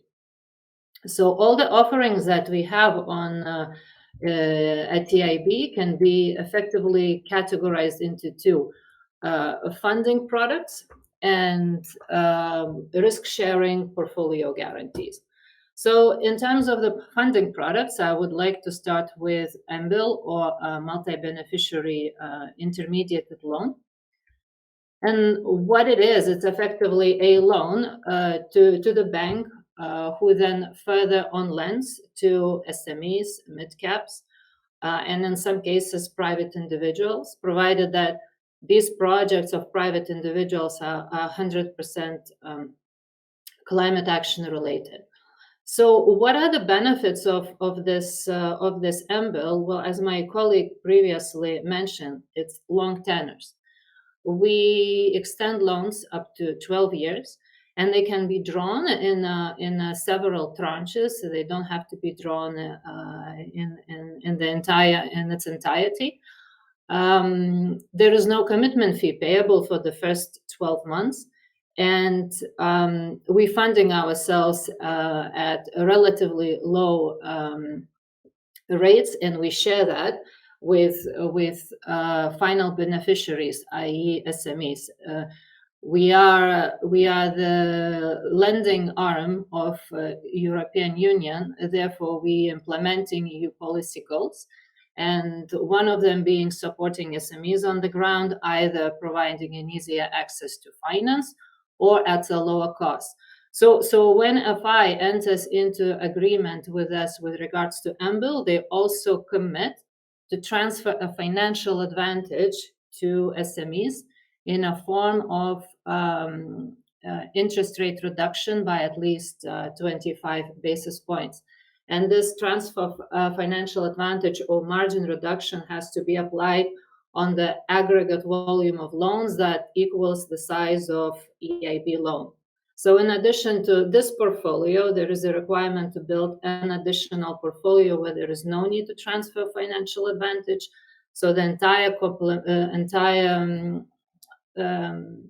additional effect or catalytic effect is 2 times portfolio created by the FI. Another product in terms of funding, what we have is a cash securitizations. EIB directly purchases senior tranches of a granular portfolio. And I want to underline word granular, which means that the effective number of portfolios should be around 300. And let's say the rating of senior tranche is typically in a single A, double A area. And again, as pretty much the theme for all the products that are deployed by EIF, the portfolio that is asked by the financial intermediate to be built is 2 times of the EIB investment. And then I would like to move on to risk-sharing products. So firstly, it would be a risk-sharing on several existing large corporate exposures, where EIB would provide a 50% guarantee on 1 to 3 exposures. And the benefits of that, it's pretty obvious, i.e. coverage of losses, because losses would be covered on a loan-by-loan basis, capital relief in association to the guaranteed loans. And if there is any large concentrations, it could be quite beneficial because it could alleviate obligor concentration or a certain sector concentrations. So what the counterparty would have to do in these cases would be replacement of risk margin on these loans with the EIB guarantee rate and commitment to generate 2 times the portfolio that equals the size of the EIB guarantee. And in terms of the guarantees on the portfolio, we have a portfolio guarantee that covers 50% of the losses on the portfolio to be built. So the eligible entities for this are financial the banks or private institutions or national promotional banks. And the benefit of these products are pretty much very similar to what I have mentioned before. What can be included in this portfolio are loans to mid-caps and large corporates. SME loans are not eligible because this is viewed as a complementary product to what our EIF colleagues are deploying, which are largely focusing on loans to SMEs. So here, there is no replenishment period. However, financial intermediary has about 2-3 years to build a new portfolio. And there is no requirement to create any additionality because, let's say, creation of this portfolio, which we will be guaranteeing already, is treated as such. And that takes me to the asset-backed securities in terms of synthetic portfolio guarantees. So EIB has been extremely proactive within the last 5-6 years in the domain of synthetic securitization, whereby we provide a guarantee on a deeply subordinated mezzanine tranches, and that enables the banks to obtain a capital relief in line with a CRR, which qualifies multilateral development banks and their provided guarantees as a eligible form of protection, which doesn't have to be cash collateralized. So in a typical structure where we participate, first loss piece, which is really thin, is retained by the originator. Mezzanine tranche is guaranteed by EIB, and senior tranche at the choice of originator can be either guaranteed or retained. So in this scenario, first loss piece would bear 1,250 RW, or basically the entire thickness or notional amount of the junior tranche. Mezzanine, since it's guaranteed, bears zero risk weight. And senior tranche, if not guaranteed, the risk weight would be calculated on a supervisory formula. However, when we structure the deals, we aim the senior tranche to basically be floored at 10 or 15% RW, depending whether it's a STS or non-STS transaction. So these trades are extremely efficient. They tend to relieve, on average, about 75–85% of capital. And within the last 5–6 years, we have signed about 60 securitization transactions with regards to capital relief. Rather frequently, we were the first investor in certain jurisdictions such as Slovakia, Slovenia, Poland, Romania, and in 2020, I believe, we have signed a first synthetic securitization in Baltics with Luminor Bank. So we have a lot of expertise in the house. We help to structure and optimize the trades, and our guarantee pretty much over the years have been proven to be effective, and we have never been challenged by a regulator in any jurisdictions with regards to significant risk transfer in relation to these operations. So, as it is the theme with other products in relation to synthetic securitizations, we also ask to create an additional lending. And because of the riskiness or elevated riskiness of the mezzanine tranche, the multiplier is higher. So in this case, we ask for 4 times lending to the SMEs and mid-caps. And this 4 times is on the basis of the notional amount of the mezzanine tranche. So that effectively brings me to the end of the products that are available at EIB Group, or rather EIB, that are deployed on the EIB own risk. And if you have any questions, I am happy to answer them now or later. Marco can put me and you in touch, and I'll be happy to answer or clarify any points later on. Thank you. Thank you very much, Virginia. So this is a way that the EIB supports SMEs, and we do this with our own funds. Later we have a presentation from Martis and Romana on how EIF support SMEs with other products. Now I would like to leave the floor to Giedros Ruškis. He's an expert in project finance PPP. He's been leading the first PPP transaction in the Baltic with Kekawa, so he will tell us more about this instrument. Thank you, Giedros. Thank you very much. Labas rytas visiems. Good morning, everybody. So my name is Giedros Ruškis. I work in EIB and responsible for project finance product. And we cover area from Nordics, Baltics, Poland, Central, Southeastern Europe. So if you have any projects within that area, you can come to us and we try to help you.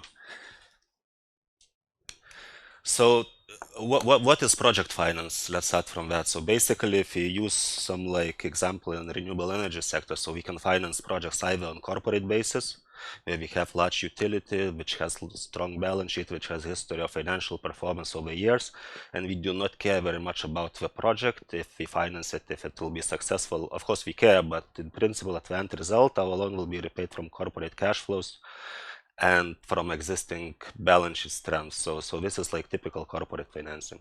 What we do in project finance, we typically have SPV, special project purpose company, which is established just for the specific operation. It's totally non-recourse or with limited recourse, and our repayment capacity of the loan depends just on the cash flows from that specific project. You cannot go to the sponsor saying, oh, by the way, project does not work, so please repay our loan. So we really need to make sure and to structure the project properly that we get repaid. And typically those are like small investors who cannot take the loans on their balance sheets, or it could be also very large utilities who have some strategic goals to structure it separately outside their balance sheets, usually with some cooperation with other partners. So which PF sectors is currently being used? What we witness most at EIB, so currently of course is like renewable generation, because we have high targets and massive investment needs for renewable generation, including offshore wind, onshore wind financing, and where the current like corporates, even high utility players, they already not, their balance sheet is not sufficient enough to take all the loans on their balance sheets. So there are more and more ways to look how this project could be structured, like on project finance basis, on non-recourse basis, like offshore wind, onshore wind, and other. When in order to support renewable generation, then we need also more like energy infrastructure, like electricity interconnectors, which could be also financed on project finance basis. We finance from, for instance, one project we finance is from Germany to UK electricity interconnector, which is structured on project finance basis, not publicly. Then we have also energy storage, which is also very important area, and we have one interesting lead also in Baltic countries, where we look for opportunities to potential financing of energy storage capacity in order to help balancing renewable generation and intraday fluctuations. Then the other sector which is interesting to us is transport sector. Historically it was roads. We financed a lot of PPP roads, TNT and TNT links, which is the main transport corridors.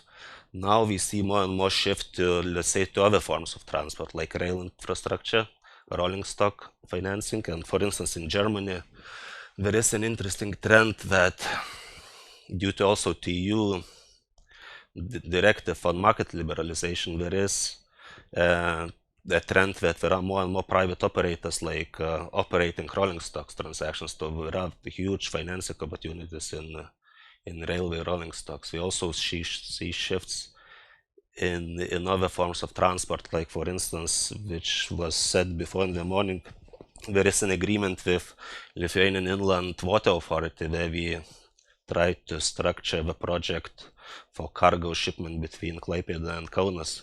Maybe that project also could be structured as project finance, PPP type of financing. We will see the result of the advisory task. Of course, it doesn't cover everything here, because we can have also social infrastructure like hospitals, schools, social housing. But here we see what currently the main trend we witness in the bank, what type of sectors we see. And I think the best to illustrate examples, what we do and what these projects really look like, just to go through some of examples selected. I must admit we have not yet financed transaction in Lithuania, which is structured on project finance basis, but we did some in other Baltic countries. And first example is like renewable project in Poland. It has some Lithuanian link because the sponsor is LB Asset Management. Probably you know that company.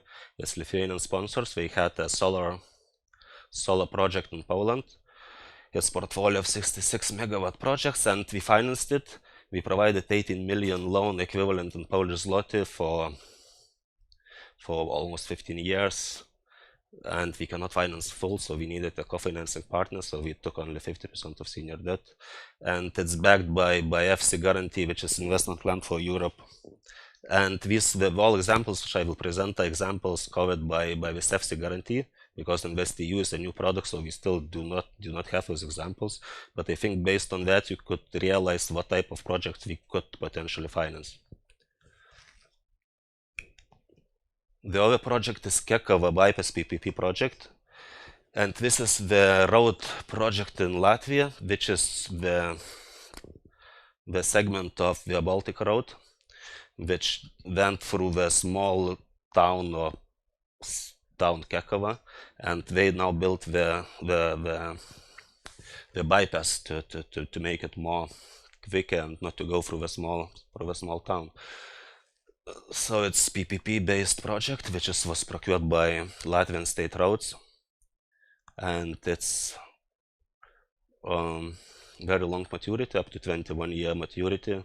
Our loan was 61 million euros. We co-financed with Nordic Investment Bank. It's structured on non-recourse basis, like 10% equity, 90% senior debt. And investors was Portuguese fund TAC and two largest Latvian construction companies. And interesting fact is that I just yesterday got a message from the sponsors of the project. We got the award in Portugal, like Proximus Infrastructure and like Deal of the Year in PPP sector in Europe. So it's really quite interesting project and could be seen as a flagship project for the Baltic markets, because I think it's the first PPP project in the whole region who attracted international both investors and international lenders. And the other important aspect is that this project had advisory element from EIB. They have been advised by EPEC, which is European Expertise Center, which helps them with preparing documentation in order to better meet the market standards, how to present to international bidders. The last project, not the last, but the other project which I want to present, it's different type of transaction. It's outside Baltics, but it's basically flagship projects where the whole EIB is very proud, EU Commission is very proud, and I think everyone in the EU was very proud, because it's really the first manufacturing capacities of gigafactory in Sweden, and it's huge projects. I don't know exact capex at the moment, but it's above 1 billion euros. So we provided 350 million USD based loan from EIB, also supported by InvestEU, by EFSI. And in addition to that, we had another facility which was used for energy demonstration plant, also supported by a separate initiative by EU Commission, which was given 52 million euros loan to demonstration plant, which is according to Energy Demo Projects initiative. And what made the whole project successful is that first we have demonstration plant, which we checked that technology is working. You can produce the batteries what you want to achieve the necessary technological level. Then there were proper offtake agreements with very large industrial players who need batteries for their business use, which are basically investment grade entities. The loan tenor was in line with offtake agreements. The supply was secured on long-term basis contracts, so everything was packaged and structured properly, and then achieving the risk level which was acceptable both for the bank. And it was the very, the catalyst attracting other financiers to the project, because initially no one was talking, but once EIB helped structure and EIB supported the project, and a lot of commercial banks also came on board to finance this project. As I said, we have not financed any projects in Lithuania yet, but I know that there are a lot of initiatives and a lot of developers, and I'm also discussing now with several potential investors in Lithuania of potential like onshore wind transactions, which we would be very glad to finance in Lithuania as well, and not necessarily onshore wind, but solar PV offshore project which will be tendered in coming years. So typically how we would structure it, like gearing up to 70% debt and 30% equity. Tenors we would see around up to 17-18 years, with maturity tail period about 5-7 years. PPAs in place covering at least 70-80% of production. And important to say that we need to have large projects because we do not finance small transactions. So our minimum ticket size in project financing is around 25-30 million euros. Converting that to project size, knowing that we can finance only up to 50% of senior debt, and then you need some equity. So that project size minimum, which we would be interested to start looking already, would be around 70 to 85 million euros. But even in those transactions, the value added from EIB is quite limited. And the larger the project goes, the more value added we can provide, actually. And at the end, I just would like to touch some risk elements which we look when structuring financing, also using renewable energy sector example. So basically, EIB Bank is a very conservative institution. We cannot finance any projects anyone brings to us. So we need to make sure that all risk elements is properly structured, that we have proper agreements, proper counterparties who have strong credit risk. So if we finance, for instance, renewable energy projects, we need to make sure that turbine supply agreement with strong elements is in place, the supply is reliable and creditworthy company.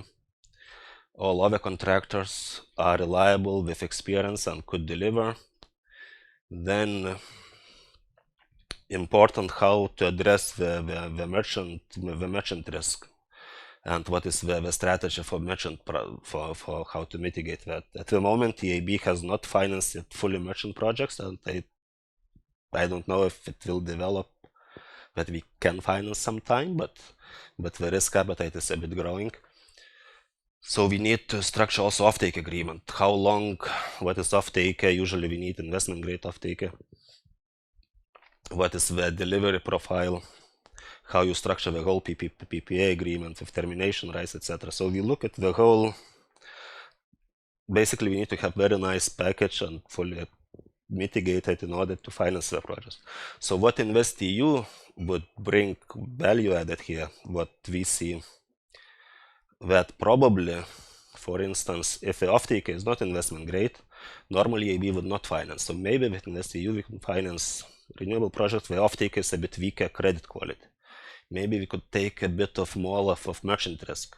So this type, it's not that completely not structured projects, but we can finance with something additional step of incremental risk taking.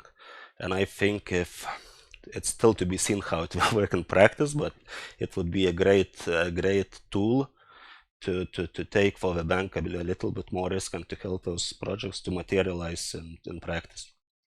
So I think that's it. Thank you very much. If you have any question, I will be available after the conference. Thank you, Giedrius. Thank you very much, Giedrius. So now we are arriving at the last presentation from the EIB.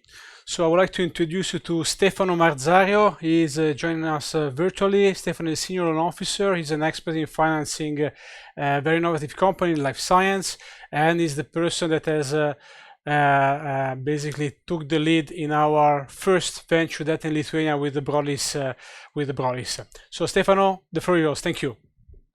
Thank you, Marco, and good morning, everybody. It's a real pleasure to be here. Unfortunately, only connected via the screen, but I'm very eager to present you what the EIB has to offer at a smaller scale than what you have listened to this morning. Meaning that we would like to introduce to you today how we can finance startup companies or highly innovative companies that they are looking for a high growth path, and how to finance this high growth that they have.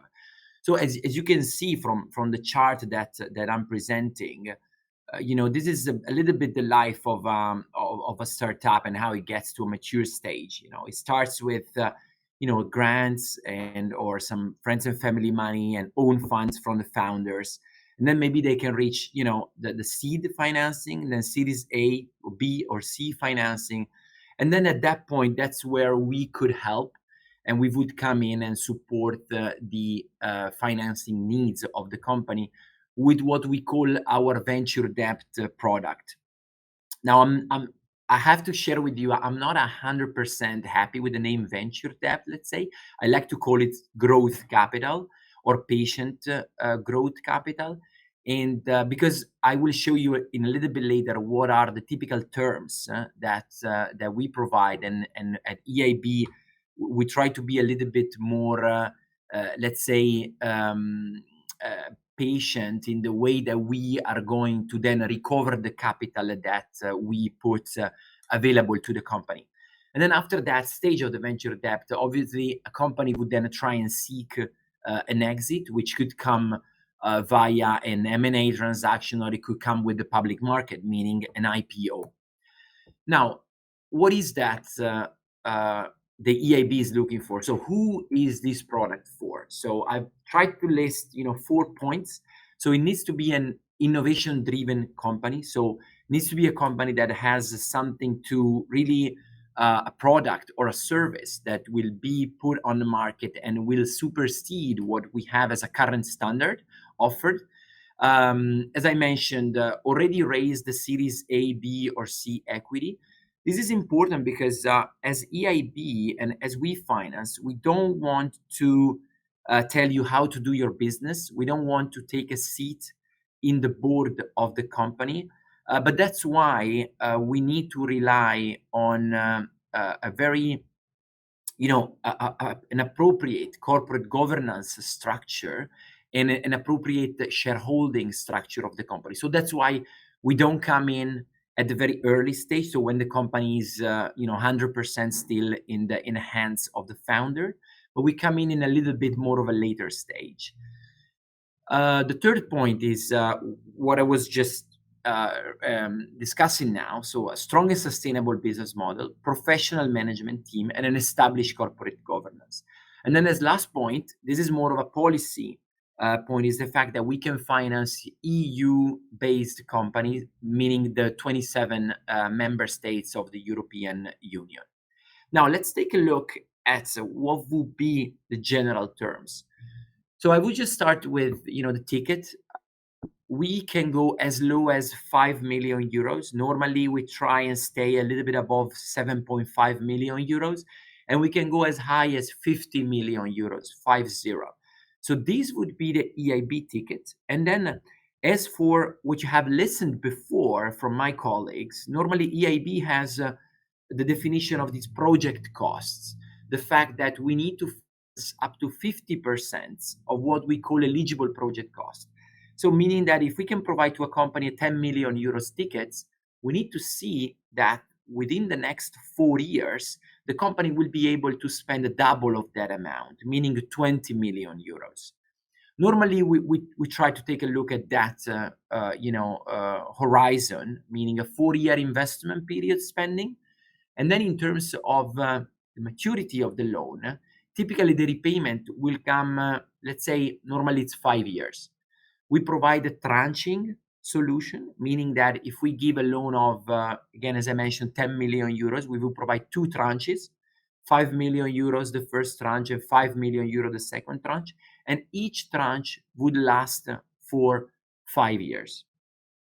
Now, in terms of security, that's why somehow I don't like to associate exactly the name venture debt, or we need to define the EIB venture debt, because we can take unsecured, we can give unsecured financing, meaning that we provide an unsecured senior loan, whereas generally in the market, a venture debt player would tend to provide a secured transaction, taking pledge on IPs, which are definitely the most important asset of the company, taking pledge on bank accounts, and then taking pledge on assets if the company has obviously the startup has meaningful assets. In terms of the fees that we charge, they are actually very little. So we take an appraisal fee that we normally charge only if the client then does not decide to pursue this opportunity with us, and therefore after the EIB approval, formal approval of the transaction, the client will simply walk away. Normally, the appraisal time is between 4 to 7 months. So I like to say that if there are companies interested, please come to us, as early as possible. Like, don't be afraid to get a no now, because it's not that you only have one shot with us. We build a relationship. For example, like this year, I closed a transaction in Italy, and I've been discussing with the company since 2018. Normally, seeing them grow, and then discussing them that, okay, now is the time to actually go forward. So who are the stakeholders here? We have companies, we have founders, we have investors. We like to think that we can provide a win-win situation for all of us involved. For companies, it's great because it increases the runways, it provides a cushion and visibility, and obviously, as mentioned also by my colleague, a signaling effect. Founders, there's limited dilution here because we provide what is technically a loan and not an equity investment, so that the shareholding on the company is not diluted anymore. And then the great thing for investors, again, is anti-dilution, but low dilution, but then also IRR enhancement and maintenance of control, meaning bringing more funding without giving a board seat to another player. Now, this is a little bit of what we've done so far. So we've supported more than 26,000 jobs, financed more than 190 companies, and signed more than 4 billion euros of transaction. I have just shown some logos, and these are some of the companies that we have financed so far all over the European Union. Now, I like to nail down to two companies that have been particularly interesting in the last couple of months that we have financed. One is Starship. It's a company based in Estonia, a robotic startup. We financed the company with quite a big amount, which is 50 million euros, and we've been structuring a venture debt loan with them that help them support their R&D costs and manufacturing in order to being able to scale up their robots, and in order to be able to prepare commercialization and start commercialization in Estonia, in Europe, and later on globally.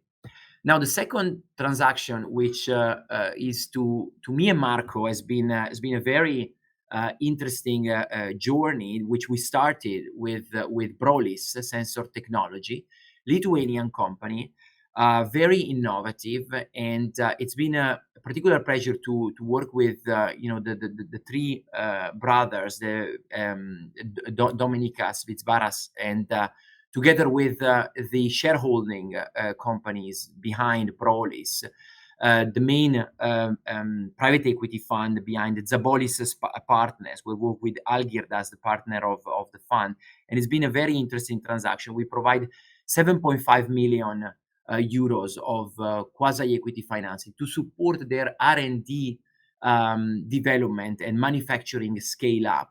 What Brolis does is that they provide innovative solutions working on their proprietary chip and silicon photonics technology for various applications. It can be an industrial application, it can be healthcare application, or farming application. The last two, healthcare and farming, this is what they are currently working on. And it's been a particular pleasure for us to be able to support this company and to go in this journey with them together. Now, the last products that I just would like to touch base with you quickly before finishing is that we also focus and provide this venture debt solution to particular industries such as clean energy and low carbon producers, such as PV technology, floating windmill, biomass, biocolor, bioethanol companies that they work in this particular business. Also, future mobility for us is very important. Of course, I've mentioned Starship before, but also other companies such as BeCharge, such as Everfuel, such as Vulog, which we have financed. And then to finish off, we have the green development programs. It's a little bit of a bigger program. For example, we here in the slide, you can see the typical term that we provide. So it was an up to 300 million euros envelope So it's typically to a small to mid-sized company that they have a big and large project cost in order to kick on this project, which can also be public backed, and then also which are companies that are backed with infrastructural funds. So this has also been a very important product which is structurally subordinated. So unlike the growth capital product, which is an unsecured senior loan for companies, this is more of a structurally subordinated debt. Now, this is my last slide. So I'm thanking you for your time and listening to the presentation. I hope that everything was clear. If not, obviously, Marco is well engaged in the product and the financing solution that we provide. So he's right there with you and able to answer to any questions you may have. Thank you very much.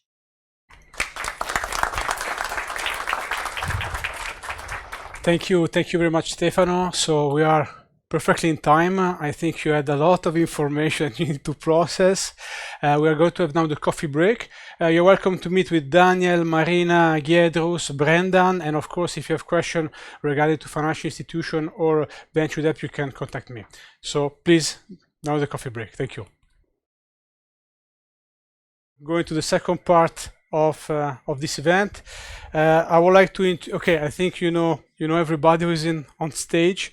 We'd like to introduce you to Marius Vashega, head of the European Commission representation, Evile Chipkute, president of the Lithuanian Banking Association, Kęstutis Motejūnas, CEO of Invega, Arvydas Paukštys, founder and president of Teltonika, and we have Dominykas Vizbaras, CEO of Brolis, and the panel discussion will be chaired by Ms. Kotryna Tamovezicene, Head of Macroeconomics and Forecasting Division at Bank of Lithuania. Thank you very much. Thank you. So thank you, everyone, for having us here for this discussion. And today we're here to discuss the topic of investment in Lithuania. And I think it's really not a trivial topic to discuss nowadays. So we really have a couple of years now of really huge uncertainty, first coming from the pandemic, now a new factor of war. And what we can see is really elevated uncertainty, which means higher risk for investment. What we also hear from public and also from private projects that supply disruptions also make those projects longer, more expensive, delayed. So it seems like there is lots of burdens. On the other hand, if you somehow manage to overcome those burdens, perhaps in terms of financing, the times are not that bad. While we had like really strong fiscal stimulus, monetary stimulus, seems like we have like additional programs from European Union. So if you manage to make your investment projects, investment should be possible from the financing side. So my first question would be directed to representatives of private companies, of private business. What is your view? How these shocks of pandemic and now the war are shaping this investment landscape, and what is the current situation? What is the perspective like in the nearest future for Lithuanian business? So Dominykas, I'm looking at you, but yeah. So I think we have slightly different challenges compared to Arvydas' challenges. It depends on the company, where the company is regarding its growth. So since we are in the phase of commercializing our product and finalizing the development, so we have different risks and probably different issues and challenges regarding financing. I think Stefano explained very well the tool of the EIB that we use and all the advantages of it, and I strongly encourage everyone to use that tool. It's something that was missing on the market, not only during the pandemic. In general, I'd say that's an issue probably for the Baltic region, or for the region which doesn't have a well-developed financing ecosystem, especially in the hardware field. So we differentiate probably the companies which are in the IT, and it's a very different type of investment there in the product cycle, lifetime, and so on and so forth. And the hardware, where we don't fit a normal template of an EBC or the bank, especially in the early days. So definitely this tool helped to overcome the issues that we faced during the pandemic. The war in Ukraine brought additional, I would say, shock, stress to everyone, not just the business, but to every ordinary person.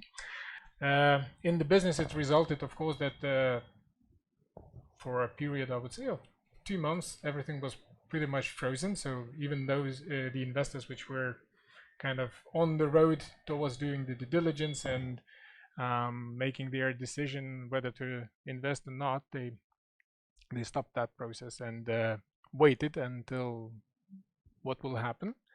The stress is slightly decreasing at the moment, and seems it's going back to normal, if I can say that is normal. But I think summarizing, it's a DNA of every business to find a way, to find a solution to any issues, challenges that arise on your path of developing the business.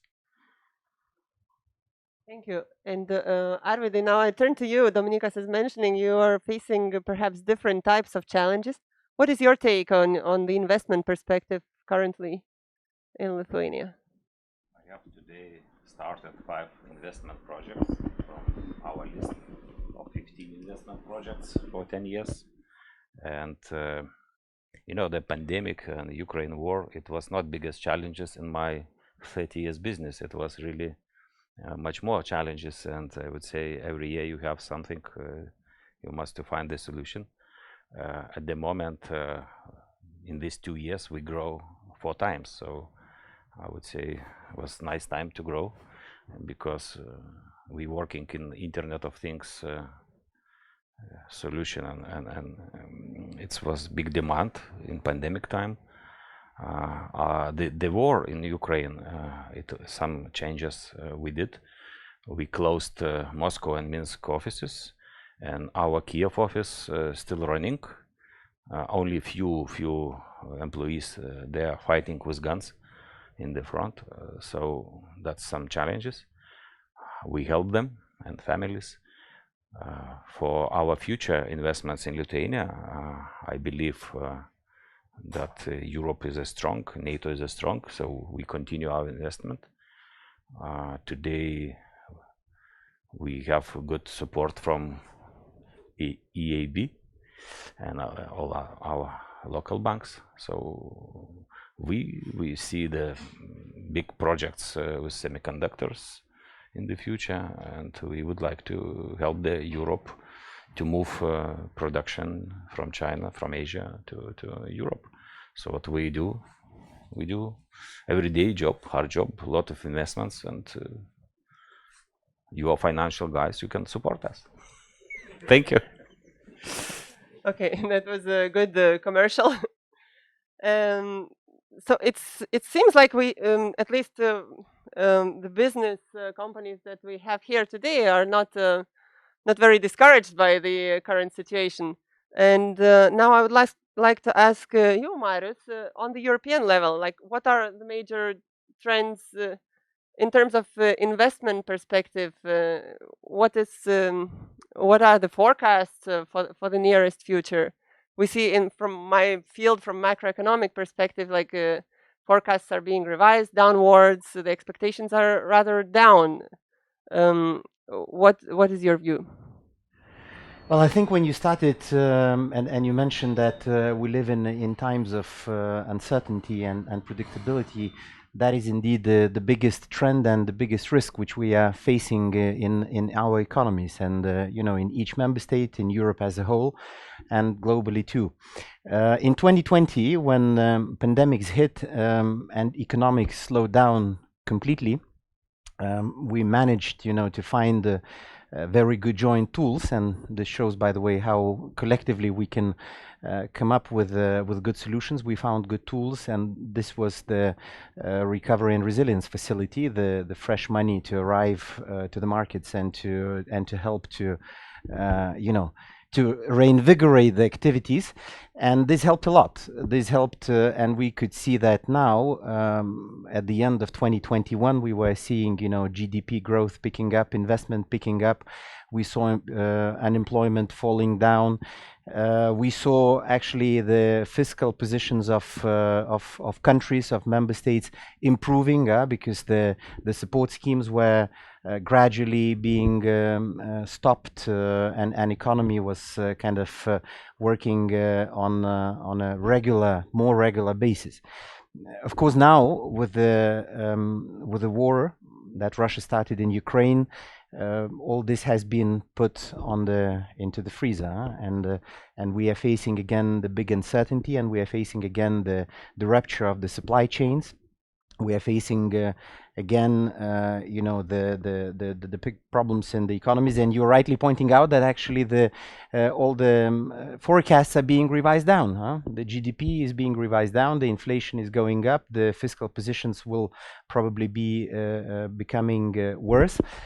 So from that perspective, this is you know the challenge that we are facing with such an uncertainty. It's a bit difficult to make investments, but I'm also very much hear what you know what the chief of Teltonika is saying, and this is also shows that in some sectors it's quite fine, and these sectors are actually related to strategic autonomy, for example. That's the concept which we you know which started already during the pandemics, when the pandemic hit, and we realized that actually you know in the EU we need to produce certain things ourselves in order to be strategically autonomous, the medical supplies and various things like that. Now we are speaking about the chips, about the semiconductors, because that is something which is inevitable in practically every little piece of electronics, in every array of electronics. So that is one trend, strategic autonomy. This is what will be helping, you know, the investment. Another trend is which is also related to the first one, is that nowadays everything is geopolitics. Everything is geopolitics in a sense that you cannot be leaving things just for the economies to work themselves. You have to always watch out, you know, what is improving your position, what is actually making you more self-sufficient as a country, as a bloc. So that's the second trend. And then the third trend, which I would be saying also related to the first two, is reshoring or friendshoring. There are these type of new ways of saying things, which means bringing production to the places which you know, where you can be certain that it can be functioning properly. So with these three trends, I think, are helping enormously in otherwise quite an uncertain investment you know, sphere. Okay, thank you. And other two directions or trends which we saw as very important already back in normal times, pre-pandemic times. If you remember, there was in 2019 there was a big wave of green movement, like European Commission, European Central Bank. Everybody announced themselves super green, and those trends, they continue. Green trend, and another one is digital transformation. We hear those areas as priority areas in European funding, in various programs, very much.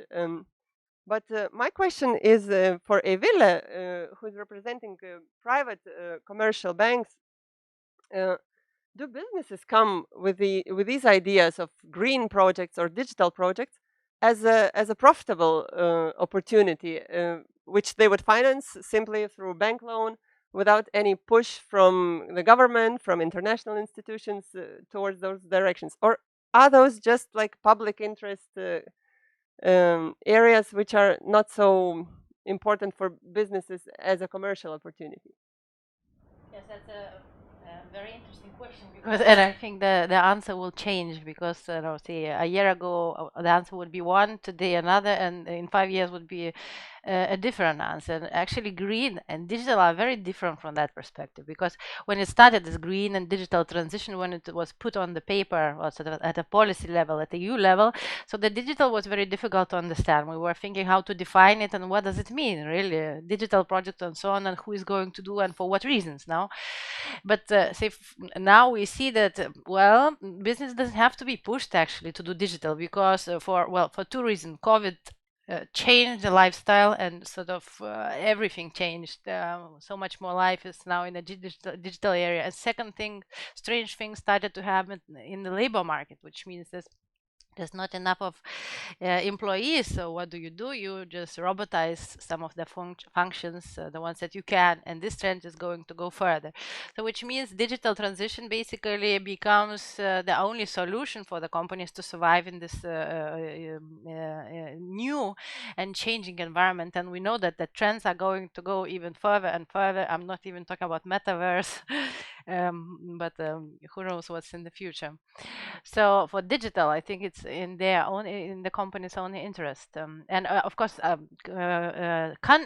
states are doing a lot. So this e-government, it's going very fast and very far actually. So that's actually a good trend, because it makes our lives easier. Now, talking about green transition. Say Nordic countries started thinking about sustainability around 50 years ago, 40, they brought this topic into the global agenda. And if we take our region, it's a little bit different. And so a couple of years ago, when it's just, again, the Paris Climate Agreement, and then European Commission put on the table this European man trip to the moon plan, which means by 2050 become completely go to carbon zero economy. So I was actually worried that it will be a bit difficult in our region, because we did last year, for example, a survey, a public survey, and we wanted to understand what consumers think about that, because if it's only the politicians who are going to push that, and if it's only financial sector, it's not going to work. You need people to want that and sort of to believe in that. And actually those results of the survey were not that encouraging. So of course the younger generation are interested in that, and we know Greta. We were trying to find like Greta Thunberg examples in our schools and children. Of course you can find that, and that's very nice project they're working on, but not a mass yet of consumers. And I think the war in particular changed that, because now people understood where at least to start. What do we want to do? Number one is become a sort of energy independent, and this is, so we feel very proud of that as a country. And another thing what people understood, I think, quite clearly, that energy efficiency is something to work on. And of course energy efficiency also, which means solar, wind, and let's do anything we can to sort of use less of fossils first, and overall less of energy. So that's great. It's a great trend, and for us as a financial sector, well, it's kind of a relief that it feels that society is much more engaged and understanding that we have to go green. And of course energy efficiency is only one area. We have so many areas. Now, talking about profitability, that's quite a sort of the tricky question, because there are some studies done, and for now you can't see the correlation between the profitability and the level of sustainability of the company. So if you go invest sustainable into sustainable companies as investor, does not mean that it's going to be more profitable. However, there's so much money that are looking for green investment, which makes those, say, funds that are oriented towards sustainable investments more profitable, just because there's a high demand. But this is going to change for the simple reason, I mean the profitability level, for simple reason that just the businesses who will not be profitable will have to finish, and this is sort of a fact already established. Let's say the question when. Okay, but energy independence or energy efficiency is not only important for Lithuania. Now it's important for many countries in Europe. So my question to you, Marius, is like during the pandemic we saw like this collective action of Europe, and new funds were established to help countries to buffer this challenge together through various like collective borrowing and then dividing those funds for all the countries. What about the new challenge of war? Is there a discussion in the European institutions towards further collective support for the economies? Thank you for the question. It's a very pertinent one, and maybe I would like to pick up where Evile left, on the green transition. Because, indeed, green and digital will have to remain and remains as the main investment directions in the EU, because we started the Green Deal as a transformational journey, and actually it already is bringing the results. We are becoming at the forefront of this green journey, and if you compare to what is happening in other continents, I think they are already looking, at least from my contacts, I can see that they are already looking at what Europe is doing with a little bit of envy and thinking, okay, aren't we already behind? So because they are starting to see the business opportunities in the green transition, and I think this is something to keep in mind and important to always think about it when we think about the green investment. Now, coming to the to public support instruments, the biggest public support instrument that has been created, and I mentioned that already, it's the Recovery and Resilience Facility that was created for the for getting out our investment from the COVID.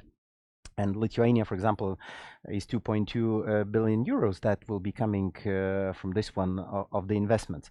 And there, the money has started to flow into some of the countries, but it will come. So what I want to say is that the facility is there, but the facility is not yet fully implemented. It's now it's now really phasing in and starts to flow. And it starts to flow exactly at the moment, which is super important for the green transition. And that moment is because the green transition all of a sudden gets another dimension. When we were creating the Green Deal, we have been thinking about climate crisis, about resources crisis. We have been thinking about pollution. And now we are thinking about security. Security of supply, because energy, energy policy, you have to make sure that you have it for your own security of supply, for your own strategic autonomy. So I think it's the right time, and that will be going forward.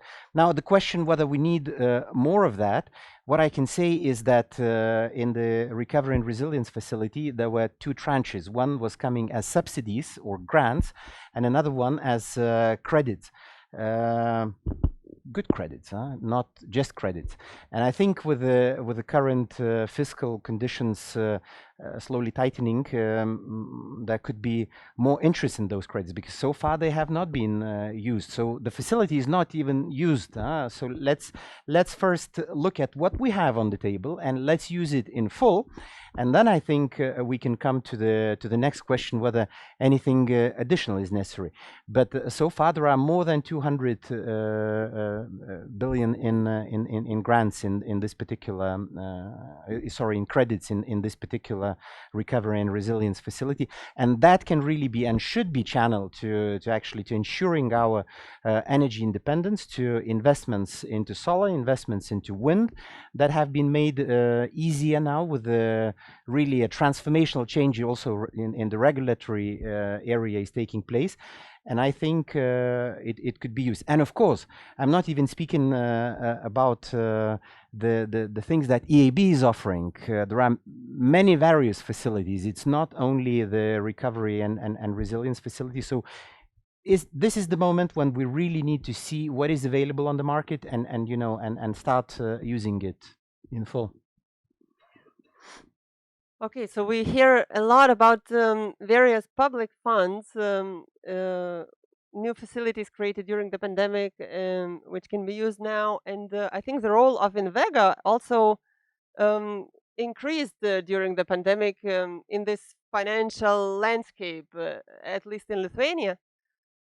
But then the other side of that, what we hear sometimes in the discussion with private financial sector, is like, where is this good balance between publicly supported financing and pure private commercial financial sector? So what is, Kęstutis, what is your view, like how to find this balance? Are we in a good balance today in Lithuania? Is the role of Invega really just supporting those areas where necessary and not jeopardizing the private financial sector? Oh, hello, and apologize for my sexy voice. Sorry for that. I would see this co-living of the private and the public financing like a supermarket effect.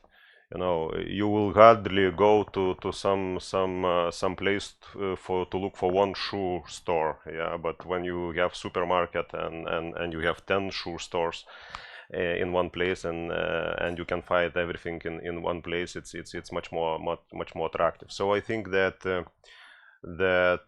all the institutions, public and private, have their own job, their own role, and they do it. There always will be some line of contact. You know, it's normal. And the discussion, I think, is only about this contact line. But in general, I think it's quite clear separation what public financial institutions should do and what private financial institutions are doing. And I want to stress that very often and each day these institutions are cooperating, not doing kind of separate things, not competing, but cooperating. And what I have in mind, I have such things like risk sharing for credit or other investments via guarantees and similar instruments, co-financing in many financial instruments, funds and deals. There are plenty of co-financing and in general market development or development of some segments of the financial markets. So I think that for me at least it's quite clear separation in the missions and the roles of these institutions. Just maybe to support my words by figures, I can give Invega's example. Yeah, so you mentioned COVID financing. So during 2020 and 2021, Invega did 400 million of dedicated COVID financing, and 300 million, so 3/4 of that amount was distributed during the private financial institutions. So it's obvious example of good cooperation.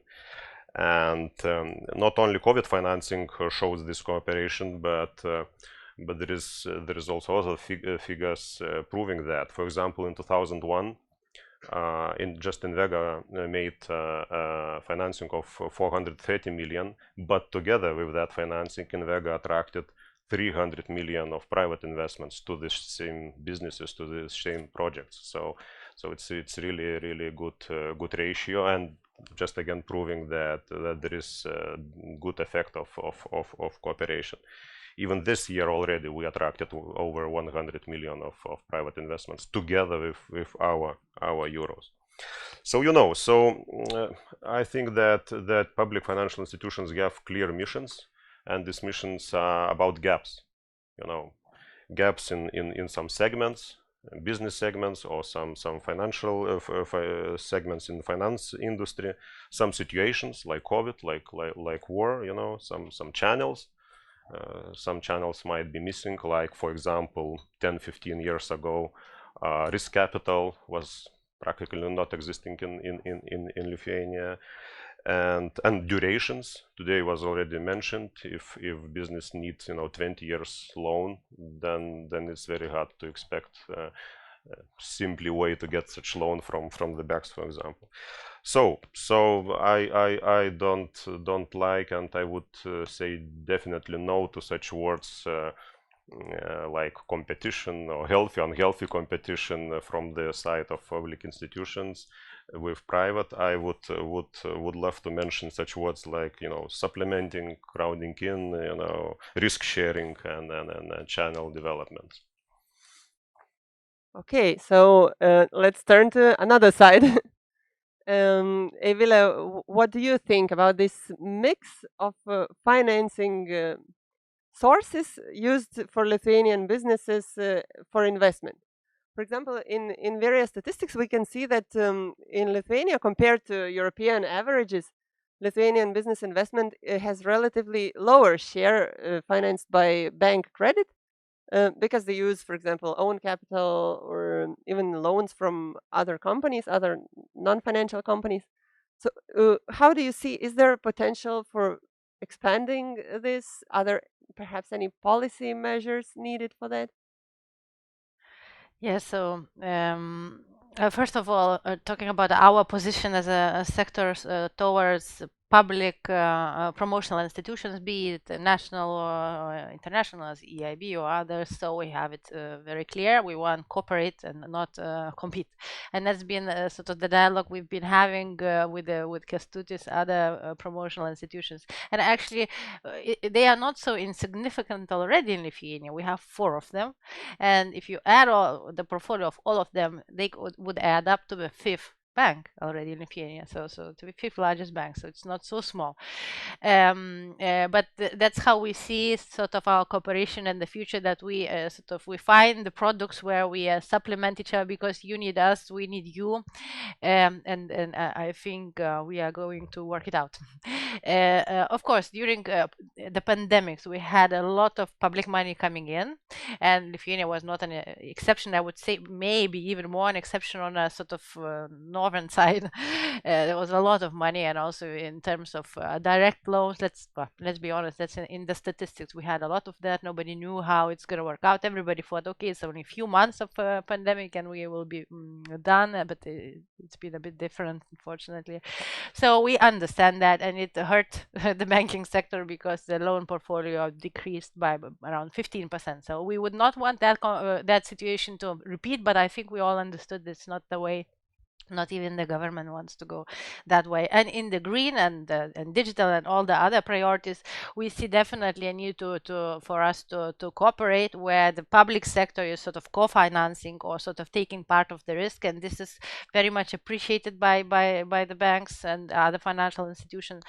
On the other side, sometimes I do hear from the banks saying that sort of they feel the competition when it comes to direct lending also from international financial institutions, because they have a AAA rating. Our financial institution don't have such a rating, so they can't just sort of offer the interest rate. And here we also see some solution that is syndicated loans, sort of co-financing of these big projects. So I think the ways will be found for that. When it comes to why in Lithuania businesses like financing with their own funds more than others, I thought about it. It's not an easy question indeed, and I think the roots are sort of going decades back, and I would say like 3 main reasons. One reason, I would say, a notorious shadow economy that sort of prevents financial businesses having sort of clean balance sheets that are okay for financial institutions, because financial institutions have to submit all the data to European Central Bank and so on. So it has to be clean, it has to be positive on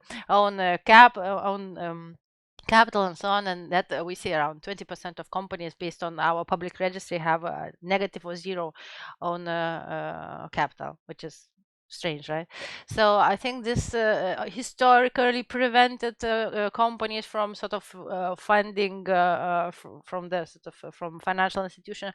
Second thing, what happened during the past financial crisis, 2008 and 9, banking regulation was really tight, and so the capital requirements were increased and all the other requirements increased, because it costed a lot to taxpayers to save the banks around the world.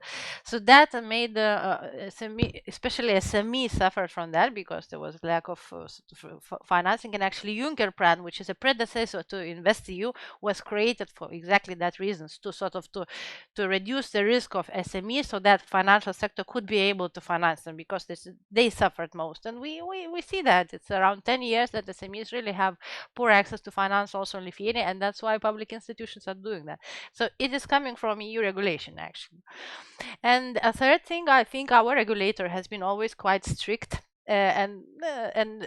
sort of preferring well-behaving lenders, and so this trend, how we can measure the strictness. So the strictness is sort of during even the deepest financial crisis, they wanted the lenders to be able to survive, and actually, when only lenders with really deep pockets can survive deep financial crisis, right? So I mean, that have shareholders with a deep pocket. I would say the trend changed just around 5-6 years ago, when new lenders were allowed to enter in, and central bank issued around 10 new banking licenses in the past 5 years. So, and especially those lenders are looking at SMEs. So I think this is changing. Another thing, financial education, where companies not, well, especially if we talk about SMEs, not yet know about all the options. So they go to bank A and bank B, they don't get it. Well, there's no access to finance. And so I think central bank saw that also in your survey. So we want them to learn, okay, go to bank C to lend at D, and so on, and look for that because it's available. So I think we are on the right track. Okay, and now I would like to ask Dominykas and also Arvydas, you are representatives of companies who have used the opportunity of EIB funding.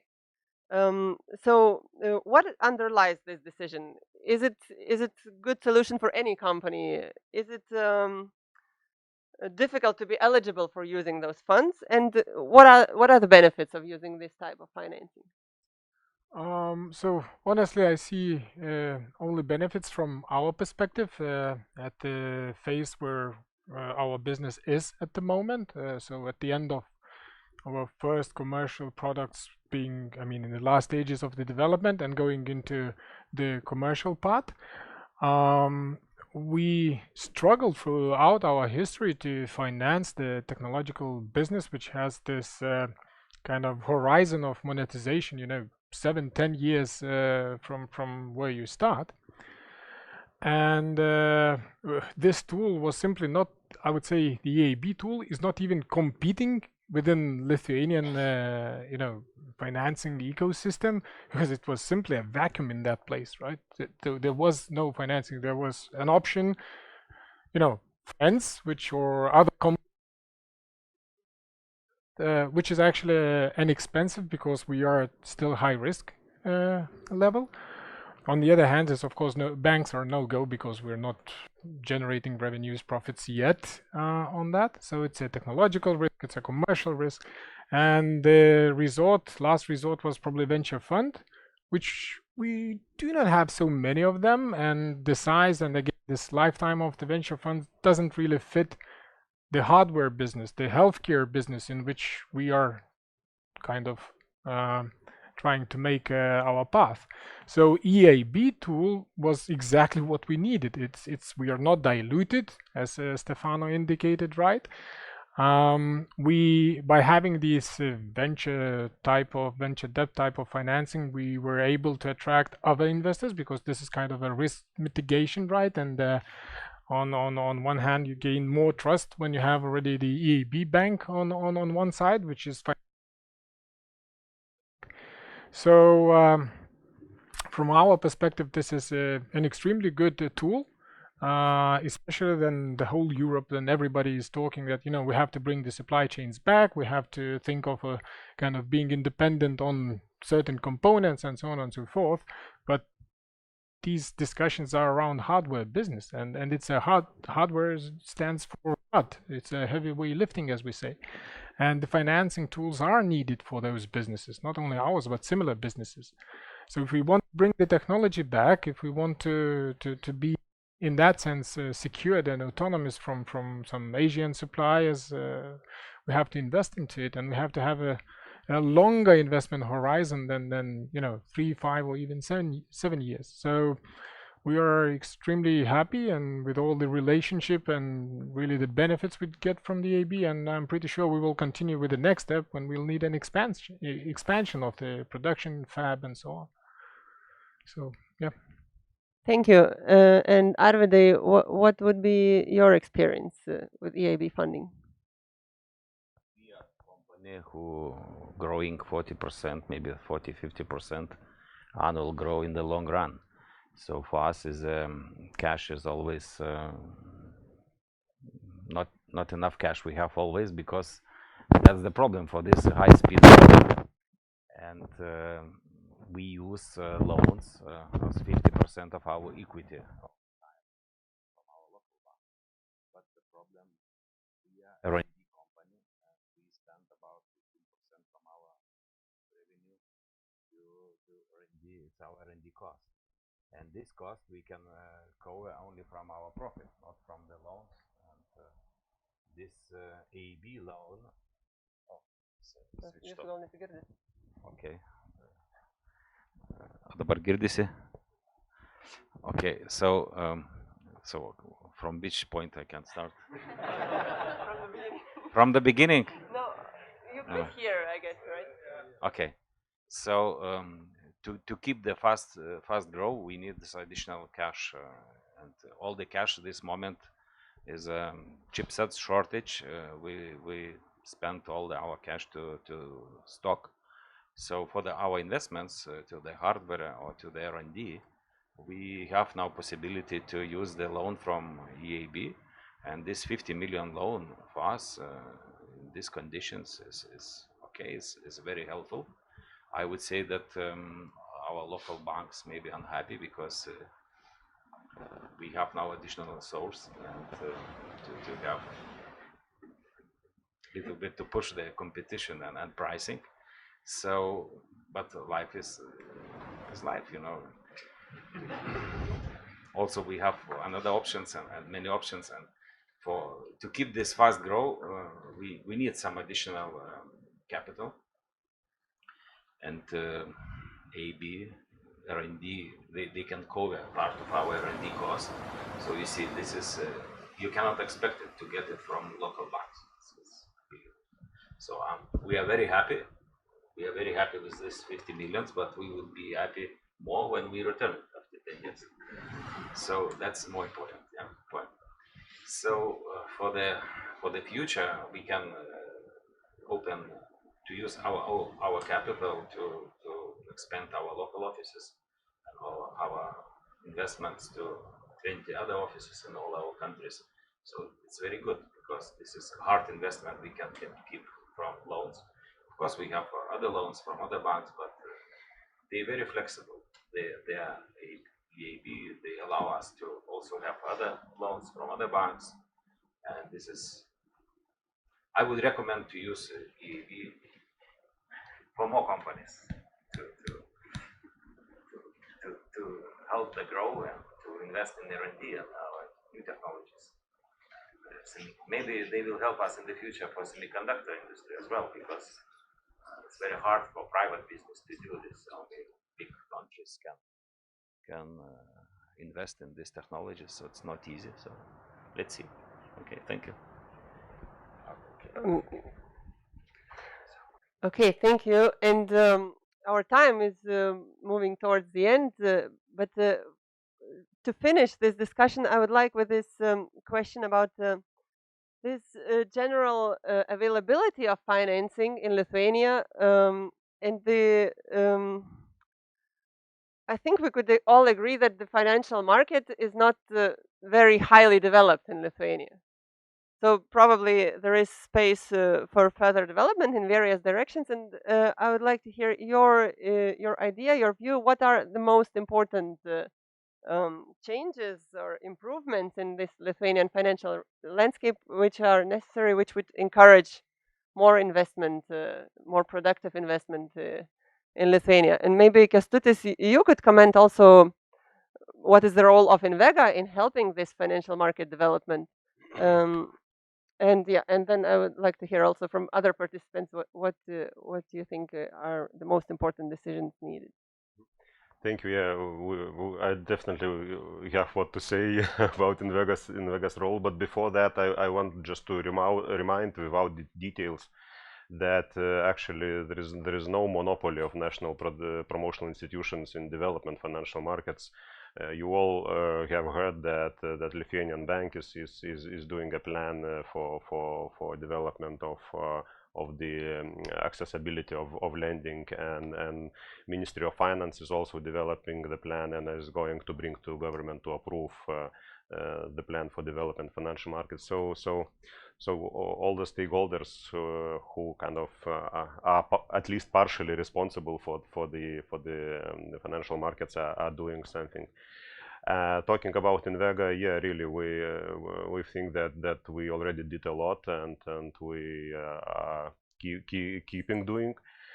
So let's mention the risk capital kind of ecosystem. Yeah, so as I mentioned, 10-15 years ago there were nothing, and now we have around 10 funds established, initiated by InvestEU, and these funds are in different stages, from the accelerator stage to the late stage funds. So really, and I see here the mission of national promotional institutions, that they should not be always in these investments, in these funds, for example, or in other investments, because the mission is to develop the market, the ecosystem, the channel, the way of financing, and then go out. So nobody knows when this moment comes, when the national promotional institutions should go out from the, for example, risk capital funds and markets, but the moment will come. And another very strong example is we call it alternative financing market. So the companies which are doing, usually it's not regulated companies, which are doing leasing, factoring, or private lending. So during these last 2 years, 2020 and 2021, just from InvestEU's resources, these companies distributed 260 million euros by different instruments: loans, leasing contracts, and factoring contracts. So it's really a huge amount for relatively small group of relatively small companies in Lithuania. In addition to that, during these 2 years, they used 90 million of guarantees from InvestEU, which means that they accumulated private resources, lended it to the small businesses with the InvestEU guarantees. So that's how we are kind of developing and supporting different segments of financial markets. Okay, thank you. And Arvydai, maybe you could comment from this side of the client. What is lacking in Lithuanian financial supply? You know, when I started business from zero, so I have only one option: to double equity every year. So still continue in 30 years. Very hard now, yeah. But to get financial from the banks, you need to have very clear balance, yeah, and very profitable business like we, and then you don't have problems to get loans. Of course, there are other institutions like Europe funds, and you can also expect it, but it's only for investors. And for local investors like us, I see big discrimination, because I cannot expect from our billion investment, for example, to get something. So if I would invest to Poland or Latvia, I would expect to get 100 million maybe support from EU funds or Lithuanian funds. And this is a little bit, I'm disappointed at this point, I can tell, because I just finished the one big project, and there was Lithuania invite this company for 100 million euro investment, and they give the 30 million budget, and they says no. It was some German companies, and I do the same, but what I get, nothing. So I do by ourselves, just to help the country, our people, to create the more professional, high technologies in Lithuania, and that's a little bit, how to say, this is a question what, of course, not you can solve, but I will ask our government how to help us, local investors who would like to do the same like other investors from Germany. And as I know, the Bosch, they got for semiconductor business 150 million just for 1 billion investment for the factory. So you see, there are EU country, the same must be rules. Okay, let's see. But for the banks, you see, you have two options: good profit and then good balance, good equity, and 50% of equity you always can loan. There's no any problems, I think, today. If you want more risk business, then of course it's some risk capital or other options. So, for my opinion. Okay, thank you. And same question to you, Dominique. What is your experience from your company about accessibility of financing, and what could be improved to have a better future? Okay. Again, I will talk from purely our perspective and our practice.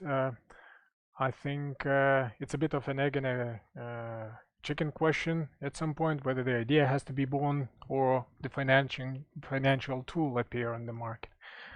On the other hand, in the last 10 years since the day we started, right, I see the improvement, I see the development of the financial tools and more available capital on the market in Lithuania.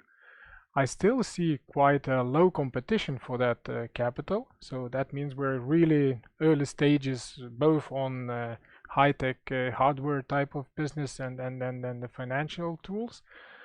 And I'm positive. I think, I mean, this new tools coming from the EIB, new tools coming from InvestEU, EU grants for certain fields, a combination of all of those can make really a kind of an opportunity for hardware type of business.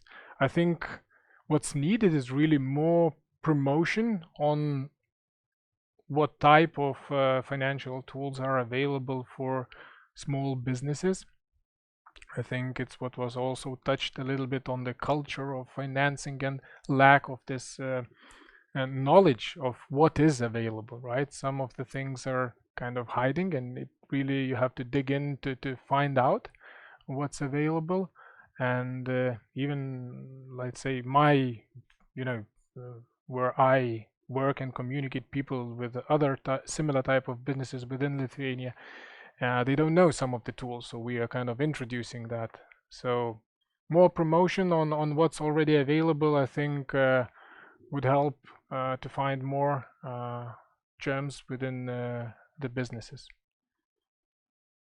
Okay, so thank you for finishing our discussion on a positive note, and let's hope that those improvements will come to Lithuanian financial landscape. And thank you all for participating in this discussion and for your opinions, views, and interesting information for all of us. Thank you.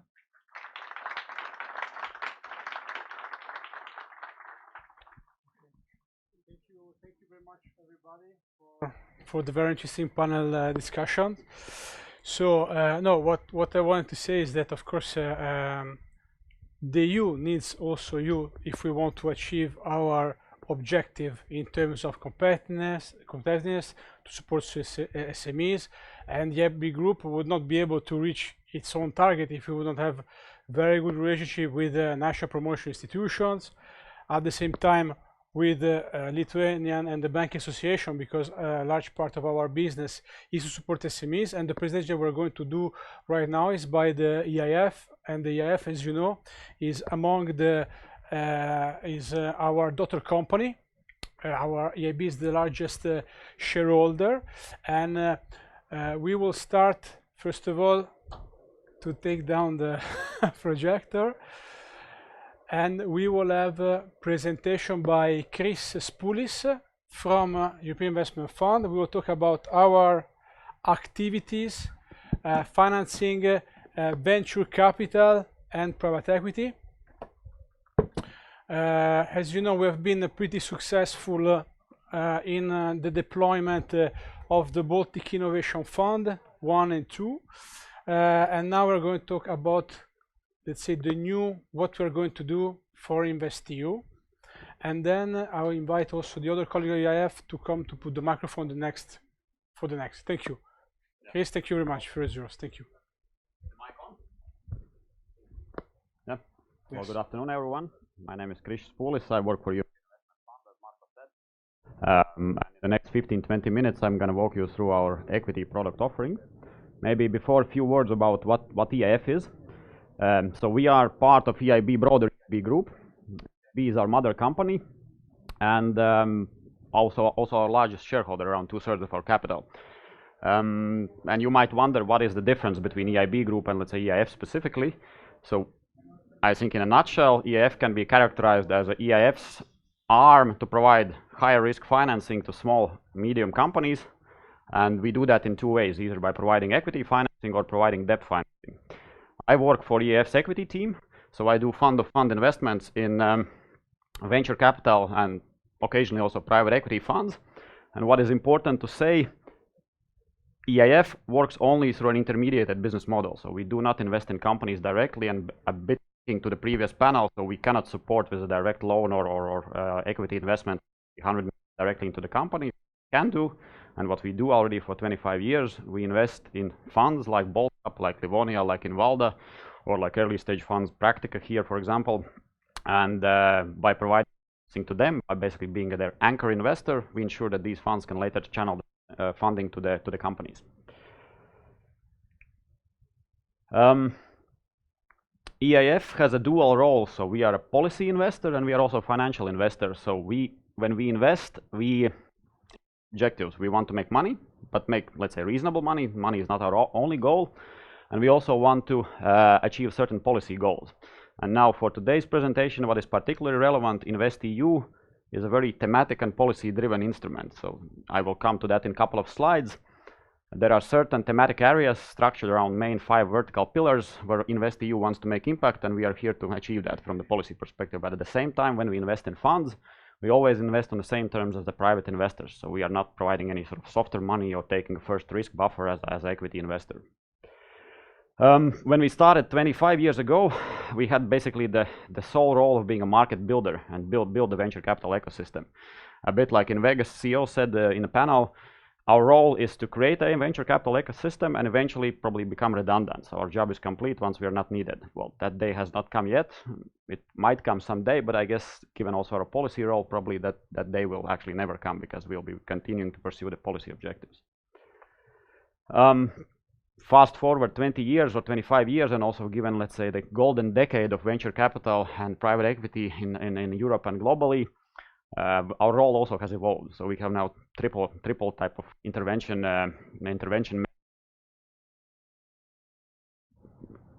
Still on? Speak louder, huh? It's okay. We're still doing the market making role. We're also seeing ourselves as a market catalyst, which is basically supporting those teams with whom we did the first engagement when they raised their first fund. We're also supporting their second and third fund. And then we're also providing market access to, let's say, investment access to our LPs, because we also need to source money somewhere, and then we also do source it from private sources. We raise from pension insurance companies, for example. So our pitch to them is that blue chip venture capital and private equity funds across Europe. So we have our internal grading A, B, and C, and D as well. A is the top quartile performance, and we basically say that if you invest with us in this private program, then you will have an access to all A grade Europe.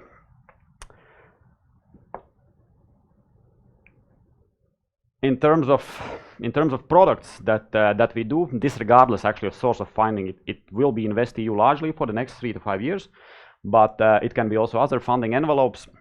So we have roughly 6 big blocks. The ones colored in dark blue, they are kind of our bread and butter, what we do the most. So it's private and equity and venture capital funds. It is diversified debt funds, and there will be a presentation on that later. It's also social impact funds, the funds that invest for profit, let's say combination of profit and impact goals. as well as the climate and infrastructure funds, which is a more recent product that we recently, let's say, took over in managing from EIB Group. And for example, I know that there is one fund like that. I guess it's Baltics, but across. And then we have some more niche initiatives that are actually coming up with support of InvestEU. This is so-called pre-IPO funds, as well as scale-up funding through the instrument called Escalar, which is not a let's say, a simple equity commitment to the fund, but it's sort of a hybrid debt equity commitment to the venture or private equity funds. It's particularly targeted at later stage and growth investments. And there we have a capped upside, but also we ask for certain downside protection, and we're able to write checks up to 100 million per fund of that. And then also we are going to support some business angel and tech transfer funds as well, or business angel co-investment funds. Then coming to InvestEU, so it largely can be summarized across five pillars in terms of thematics what InvestEU wants to achieve. So it's Capital Markets Union, which in simple words, this is funding for companies that typically receive funding from private equity groups. So companies which are bankable, but still need high growth financing. It is the funding for cutting edge technologies that Europe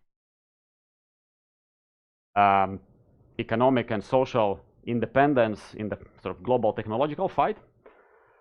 It's the continuous digitalization of all sectors where this is relevant in Europe. It's about the social impact, and it's about climate and environmental solutions to foster the European Green Deal. And it's not only green actually, but also the blue, all the marine things and the like.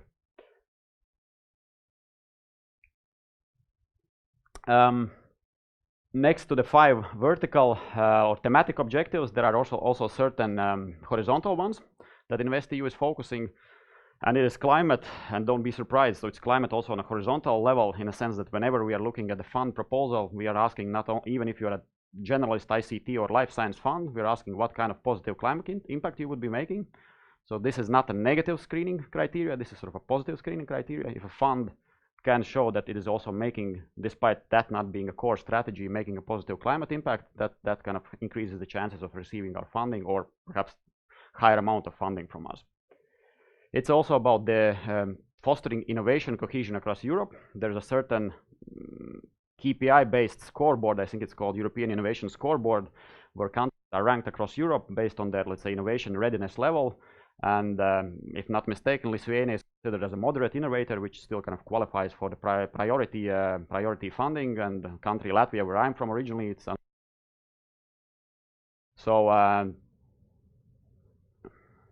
so that also, let's say, coming with a fund from this region, that puts you, let's say, a bit in a better position than a fund, say, from Germany or Scandinavia.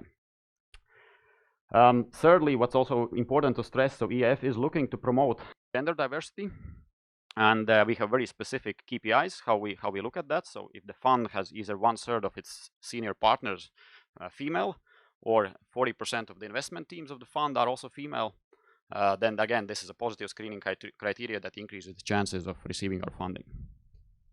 And finally, what I already alluded to, it's the sort of specific initiatives to the growth stage funding in Europe.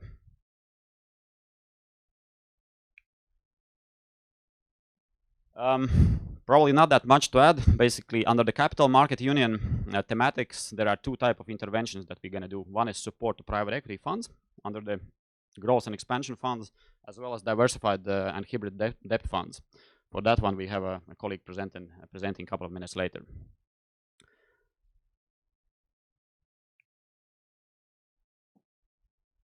As said, enabling sectors essentially to support high-tech and cutting-edge technologies in various key domains.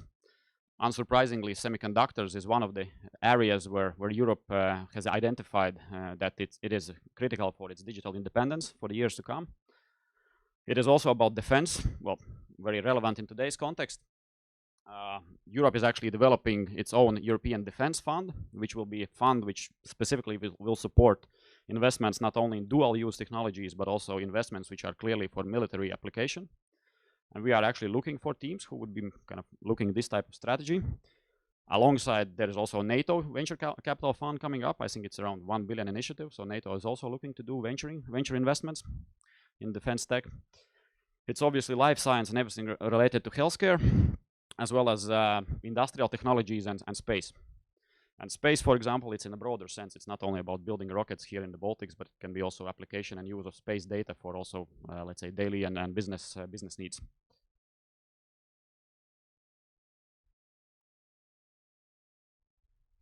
As said, continuous digitalization of important sectors, or let's say, all of the sectors of European economy. It's Web3, it's artificial intelligence, cyber, as well as a specific funding sub-envelope for technologies that will be related to education technologies, as well as to cultural and creative technologies. So, for example, like Spotify and Podio, there's a sort of Podio, well, analog to Spotify, but not for the songs, but for the podcasts out of Denmark. Perhaps it's a European version of its own Netflix and things like that. So that's where the money will be flowing as well.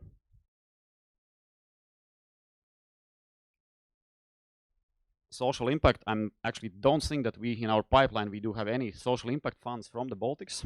So that would be very much welcome. So if there are sort of investors and entrepreneurs who want to raise a fund with the social focus, not only achieving financial returns, but also social impact and returns, with a clearly defined KPIs, we're very welcome to receive such proposals.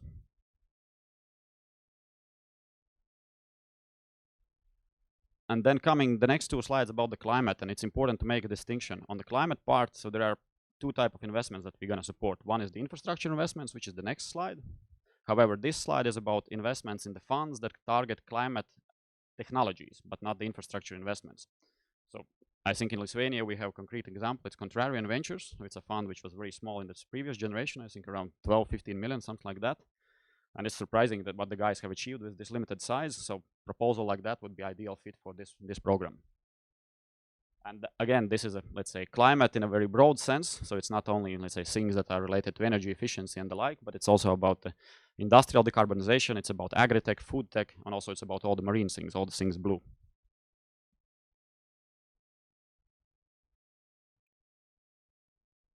The next one, and that's actually a substantial amount of funding envelope, around 3 to 4 billion, if not mistaken. So these are funding for the infrastructure funds who invest essentially in project finance type of projects. So these funds will build a portfolio of around 10, 15 companies, providing equity, maybe 5, 10%, and the rest of those projects would be loan financed. And this is all bundled in a fund setup and done in the investments, again, first and foremost in the green direction to facilitate the European Green Deal. But also, not only, then it's also about sustainable transport that would contribute as well to the positive climate change, to the space infrastructure. It can be also digital and broadband infrastructure, social infrastructure, even like healthcare and educational facilities, as well as the environmental and, let's say, water and waste management.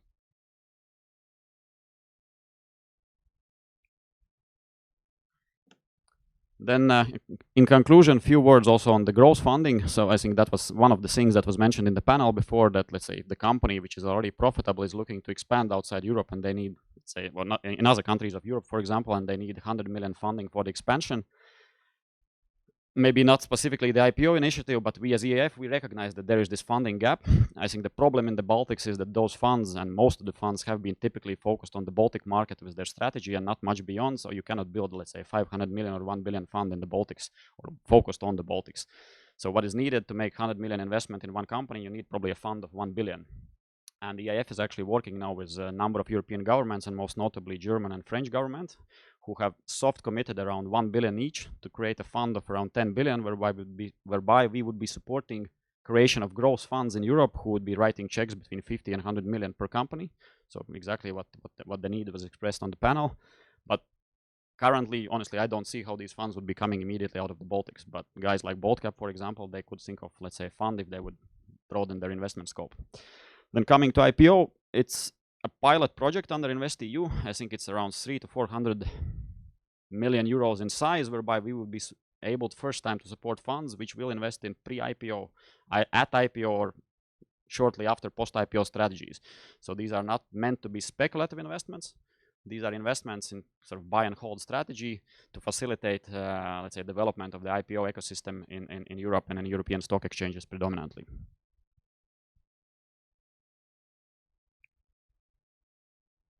Then finally on Escalar, what I mentioned, so this is a specific type of product whereby we have said that we wish to receive for ourselves, for the Escalar envelope, a roughly 5 to 6% net return.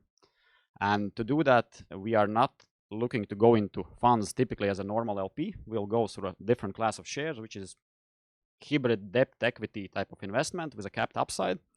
But for that, in a certain downside scenarios, if the fund would be not making money, or let's say just about breaking even, there would be first priority right for returns to the Escalar investor.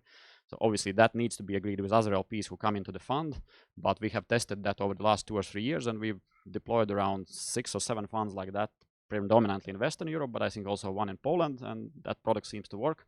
So we're looking forward to expand this deployment, and especially if the funds who are in need for follow-on capital, growth capital, so this is something to be considered. Yeah, and then finally, it's a bit of sort of housekeeping. If you are a fund manager and if you want to apply for the InvestEU funding, so first you go to the website, our website. There's an InvestEU portal. You check the there's a call for expression of interest, sort of whole list of documentation, and then if you're interested to apply, then there's a certain sort of type form that you need to fill in if you're an equity fund, and if you're a guarantee applicator. For my colleagues coming next, then I guess you write a dedicated email. So that's about the process. Thank you. Thank you. Thank you very much, Chris. So Chris has to catch a plane. So if you want to speak with him, he's here. 10 minutes or so. 10 minutes. You can try to contact him now. Now we go to the next presentation by Martin, related to senior private credit and debt funds. Martin, please, the floor is yours. Good afternoon. So, hello. Should I? Yeah, I think I will use this mic. So good afternoon, everyone. Indeed, this presentation is going to focus on the senior private credit window of InvestEU, which is meant to complement obviously the equity side also, as well as the guarantee products that will be presented later. So the idea of this presentation here is to quickly give you an overview of our main requirements, how we look at senior private credit funds, and then in the afternoon we have a workshop session where I think we could go more in the details and have a proper Q&A session, but here we will cover the main aspects of what we look and how we look at those funds. Well, actually I had a quick intro that I wanted to share with you for those that are not maybe familiar with private credit. So private credit is a sort of credit that is provided by what we call alternative lenders, so mainly fund managers. It has boomed literally, I would say, after the global financial crisis in Europe. It had started obviously slightly before in the US. This is a product that is nascent in most countries. In Eastern Europe, we don't see many private credit funds, so that's why we're here. Actually, we're trying to build the block here to develop an asset class that is not developed enough and could help obviously the real economy and mostly as is our goal, obviously SMEs and small mid caps. So the market players obviously in private credit are those managers.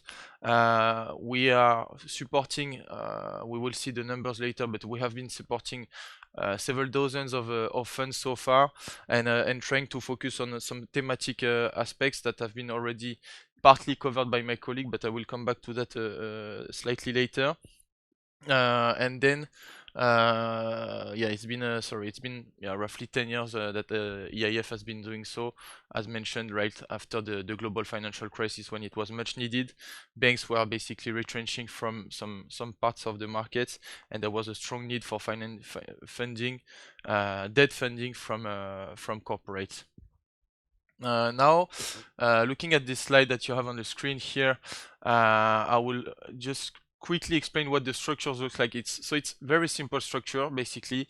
Closed-ended commingled funds with LP/GP type of structure, which means that all investors are pari passu, so same type of risk, same type of returns. There are no tranching, so we don't invest in mezzanine or junior tranches. So it's a single vertical tranche. So basically, like we could have seen in securitization type of structures, this is not something that we do. We only invest in LP/GP type of structure on a pure pari passu arm's length basis.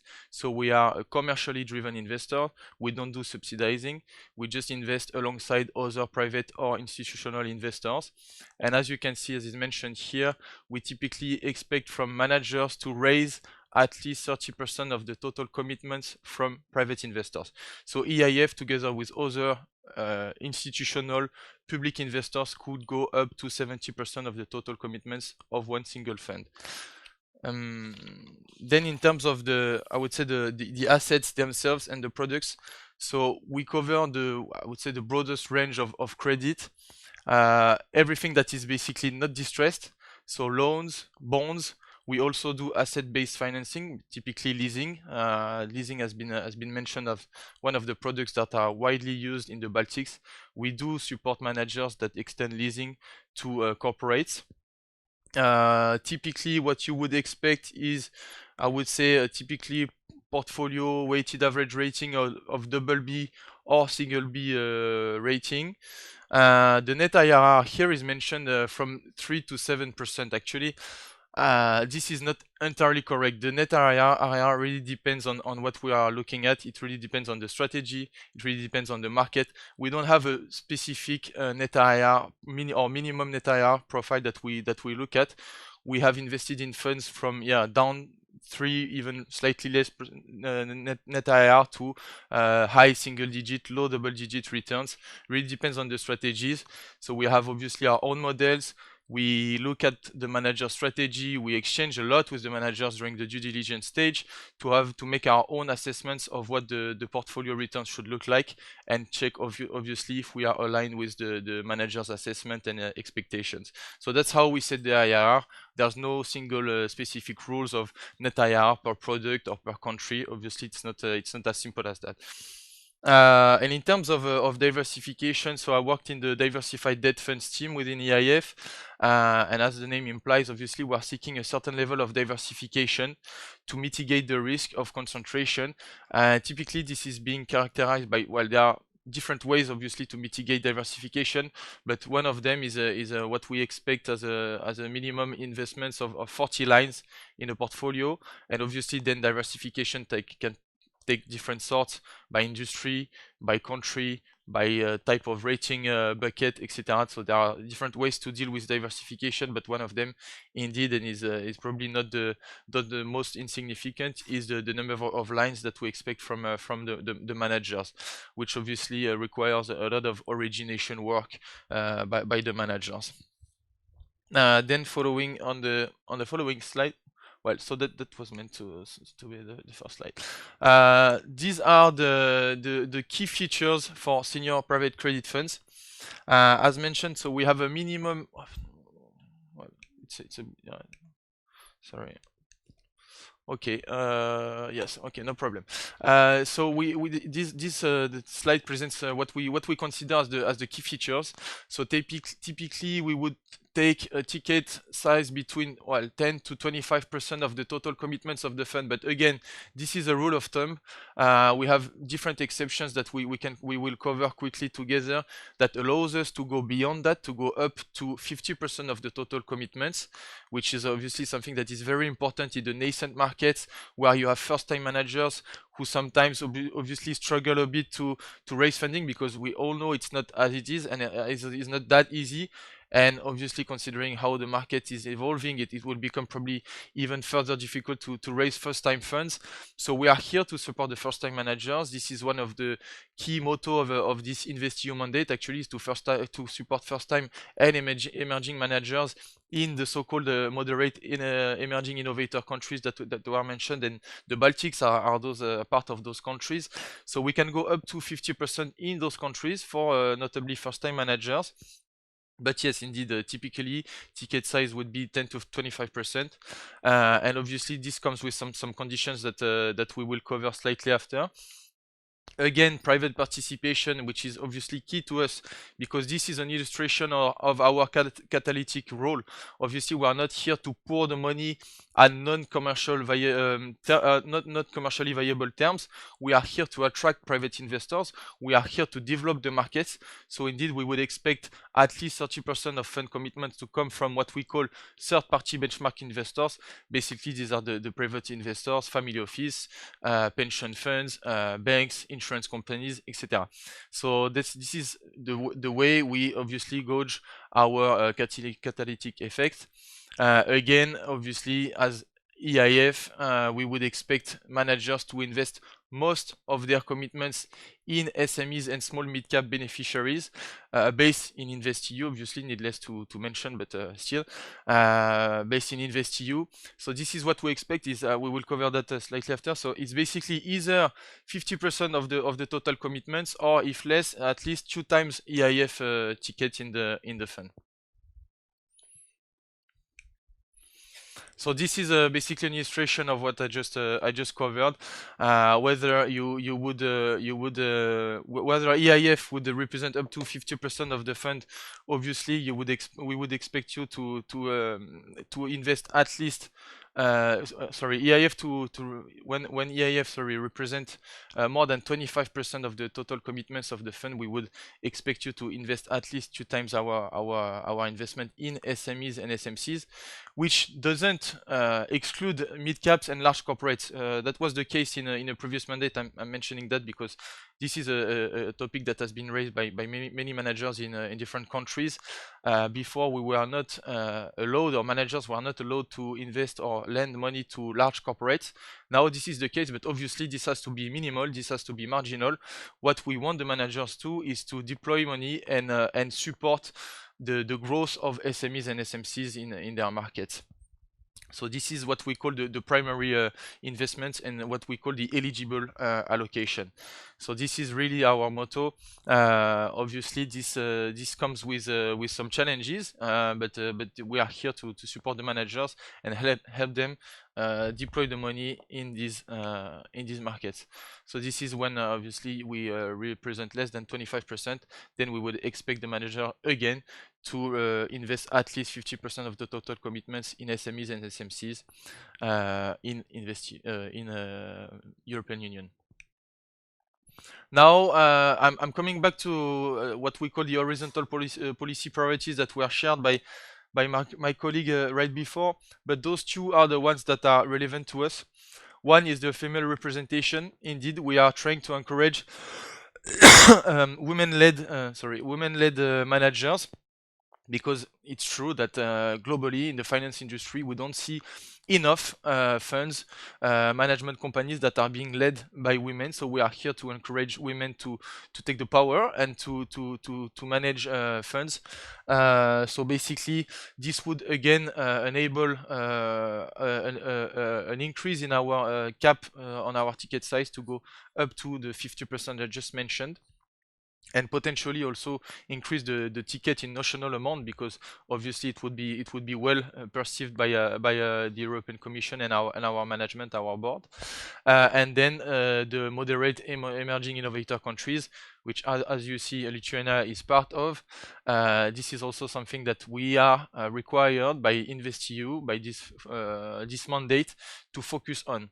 So indeed, it's true that the private credit market in Europe is very concentrated in some markets, France being one, UK, but it's not part of European Union, Germany, and some others. But it's true that in those countries we don't see enough activity, we don't see enough investments, and we want to help those countries and those markets develop, and we want to help more funding to allocate more funding to SMEs and SMCs through those alternative lenders. Back to what I was presenting before, maybe some numbers to show you our experience and expertise in the market. So far we have invested in more than 60 funds in European Union. The funds actually could be established outside European Union, but obviously they have to invest in European Union. So there are a lot of British funds, for instance, which are based in London, but are exposed to European Union. So this is eligible. We are agnostic to where the fund is located, where the manager is located. What matters the most is where the money is being allocated to, and this has to be mostly European Union. So this has benefited to over 3,000 companies for a total of 2.5 billion commitments. Again, back to the different products we cover. So you see that asset-based financing is actually more than 15% of our investments, and on top, obviously, what makes the most of our portfolio is senior financing. I would say senior, more traditional financing, and unitranche financing, which is, as probably most of you know, a mix of senior and subordinated financing, and is a product that is much needed by corporates, where banks actually are not that present. So this is something that we see as growing in the credit investment space. And something that is not mentioned here, but is worth mentioning, and is part of senior financing bucket, is the marketplace lending. So we have in the last few years supported several marketplace lenders, because this is a new way to reach SMEs and small corporates that need financing. It's a digitized way to obviously to extend loans to those borrowers, and this is something that we have done recently, and we are keen to do more, because thanks to those platforms we can actually reach much more SMEs and SMCs, and this is again something that matters a lot to us. It could be thematic marketplace lenders, it could be generalist marketplace lenders. Same goes for the fund managers. But this is something that we have seen and we see more and more coming. We are in discussions with several in different markets, and indeed this enables us to extend our reach. And obviously it's a very great opportunity for us as well as the managers. So yeah, so that's all for me for this first session. Thank you. Thank you very much, Martin. And this afternoon we will have a workshop with Martin starting at 2:30 in one of the two rooms here. Now I'm very happy to have here Martins and Romana. So they have been working a lot under EGF. If we have 9 transactions under EGF last year in Lithuania, thanks to both of them, and they will present the capital recap guarantee. Thank you very much. Thank you, Marco. So thank you very much. I'm very pleased to be here. Really, we had a very active year last year in Lithuania. As Marco said, we started cooperating with 8 financial institutions in Vegas, SEB Bank, Mano Banka, Payray, Orion Leasing, Factoro, Finora, SME Bank. I think that was probably our most active year on the portfolio guarantee side in EIF's history, and we were able to do that with the help of the European Guarantee Facility, which is being then rolled out until the end of this year. We did all that remotely, and thank you very much, Marco, for being here and marketing these products and helping us to start these partnerships.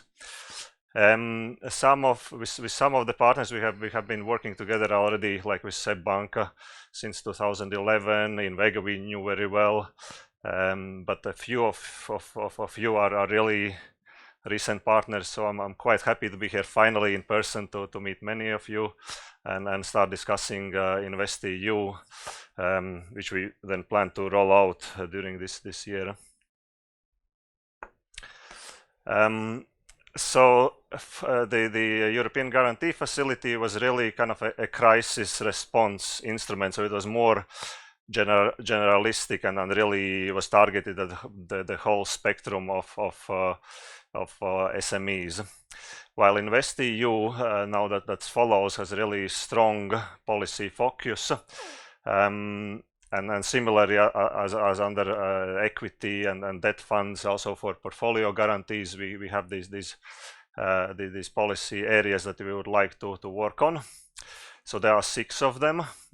First of all, there's the SME competitiveness area, where we would like to support more risky companies or companies that lack collateral. Then that's innovation and digitalization. Then cultural and creative sector. Sustainability, a very important area, and it's new for EIF as well, that we are starting to roll out our guarantee products to support in investments there. Microfinance and social finance, and then finally skills and education. So these are the policy areas that we would like to support on the portfolio guarantee side. And how we do that, basically we have 2 guarantee structures that we can offer to the market. First of all, that's what we call within EIF a capped guarantee, and the second one is an uncapped guarantee. Both of them are quite similar in the sense that we would agree with a financial institution, a bank or a leasing company, a certain portfolio amount of loans, leases, factoring transactions that we would be able to support. So let's say it's 30 million euros portfolio that the bank would then roll out over a certain period of time, typically 2 years. So the bank would be including loans in this guarantee portfolio over that time period. Then once the defaults start to happen, EIF would share the risk and would cover losses under those debt transactions up to a certain guarantee rate. So for InvestEU, it's between 50 and 80%. For EGF, it was 70%. And then the difference between the capped guarantee and uncapped guarantee is really, you know, the extent of the losses that we would cover. So for an uncapped guarantee, even the whole portfolio in the worst case scenario could default, and we would cover those losses and share that risk. For a capped guarantee, the coverage would at some point stop, so there would be a cap on total net losses after recoveries. So let's say a first, a second, 10th, 100th loan would default, and at some point you could reach a point in time where the loss coverage would stop. That loss coverage, the cap percentage is set quite high, so it typically gives quite a sufficient comfort to the financial institution that the cap will likely not be reached, so that then the financial institution can pass a strong benefit of the guarantee to the clients. So that's really the difference between the uncapped and the capped guarantee is the loss coverage extent, but then also the pricing of the two guarantees is substantially different. So the uncapped guarantee would typically be around 3 times more expensive than the capped guarantee. This slide is a bit too detailed, but it just gives an overview of the various policy areas and where we can use each of the products. So for the capped guarantee, we can deploy in all 6 policy areas. The uncapped guarantee is for SME competitiveness, sustainability, innovation, and cultural and creative sectors, but not for microfinance and not for skills. The lowest guarantee rate is for the SME competitiveness, but in Lithuania, in most of the territory of Lithuania, except for the Vilnius region, that guarantee rate can be increased up to 80% because of meeting the criteria for cohesion regions. Then the price, as I mentioned, the cap guarantee is substantially cheaper. That costs for InvestEU 20 basis points per annum on the outstanding performing portfolio. Uncapped guarantee then is priced at 75 basis points on the outstanding performing portfolio, and we can also support subordinated lending under these guarantees, which is then even more expensive at 1.2% per annum on the outstanding portfolio. What kind of clients can be supported? That again differs between the policy areas. SMEs can be supported under all of them. Then for some of them, like innovation or sustainability, we can also cover small mid-caps, that's companies with up to 500 employees on a consolidated basis. For sustainability, we can also support lending to individuals and households. Then on the microfinance side, it's only micro companies, and for skills and education, we can also cover lending to students. In terms of the loan size, so for all of the policy areas except microfinance and skills and education, it's up to 7.5 million loan that can be supported. Microfinance then is substantially lower at 50,000, and then skills and education is 30,000 euros. There is a minimum maturity that we require at 12 months, except for microfinance at 3 months. The maximum maturity is not limited, but the guarantee expires at a certain point in time. So that is basically for a duration of 12 years that the coverage lasts. What we require then in return for passing this guarantee to you is a certain improvement of terms for the clients. So that is usually done as kind of a reduction of the risk costs that would be charged to the clients, or improved collateral requirements, or longer maturities that can be offered, or even going into the areas or clients that you would not typically finance under your standard policies. That's a quick overview, and I'll just give a bit to pass over to Romana to look a bit more into each of the. Okay, Sveiki also from my side. It's great to see you all here live. And while Martin's presented the presentation with all the names of the sort of policy thematics that we cover and the features of the guarantee, we'd like to also dig a bit deeper. What are the eligibility? So when you apply or when you investigate the products, you know, what is there to be supported? So the first one is the semi-competitiveness. And for the ones who are familiar with COSME, it builds really on the predecessor product of COSME and has sort of 3 risk categories that can be supported. As mentioned already, the final recipients should be SMEs, but then the financing could cover 3 kind of categories. In the first case, the financing would be provided to startups or even groups of startups that have never been financed before. Or you could offer also debt financing with new features to existing clients, or cover with existing products and riskier sort of untapped recipient types. Higher risk category 2 looks into financing the sort of most risky part, or increasing lending in the most risky part of your portfolio. The only thing to note is that while you can increase the volumes, the guarantee would be conditional upon you receiving this volume. And higher category 3 comes as subordinate debt and has to meet certain criteria, as in the intermediaries should be found before the end of 2018 and have experienced a decrease in the downturn. So this is about SME competitiveness, and I give quickly back to Martins. So sustainability guarantees is really a new product for EF that we are rolling out within InvestEU.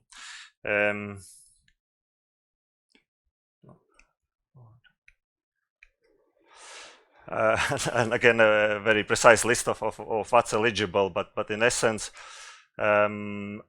it's either the company that is green, and in that case, you can provide both investment loan financing as well as working capital financing to that company under this guarantee, or the specific investment is considered sustainable or green.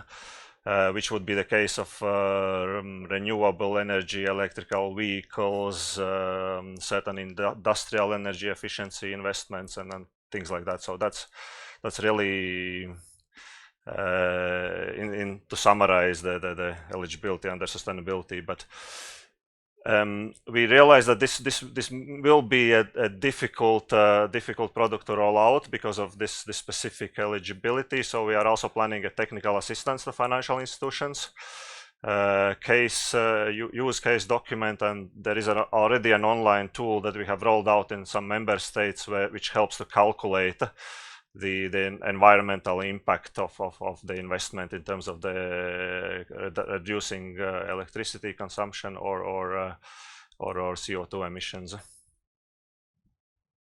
I think it's to you. Yes, similarly for on the innovation side, it's again the company that you can qualify as innovative, and then the banking products that you can offer are wider, or then the specific product or the specific investment needs to meet certain innovation criteria. And with this program, some of you are already quite familiar, because that's a continuation of the InnoFin facility that was available in the past, and some financial institutions already implemented it in the Baltics. And now we can go to a bit more fun things. So first of all is the Culture and Creative Sectors Guarantee. That builds on the CCS guarantee facility we had before. However, I don't think in Lithuania it was very explored, so we're looking now to explore with you a bit further how we can sort of employ this guarantee. And it's rather straightforward to be implemented. The final recipients could be SMEs, SMCs, so small mid-caps, or also small public enterprises. And when you check the eligibility, what you need to look at is at the CCS NACE codes.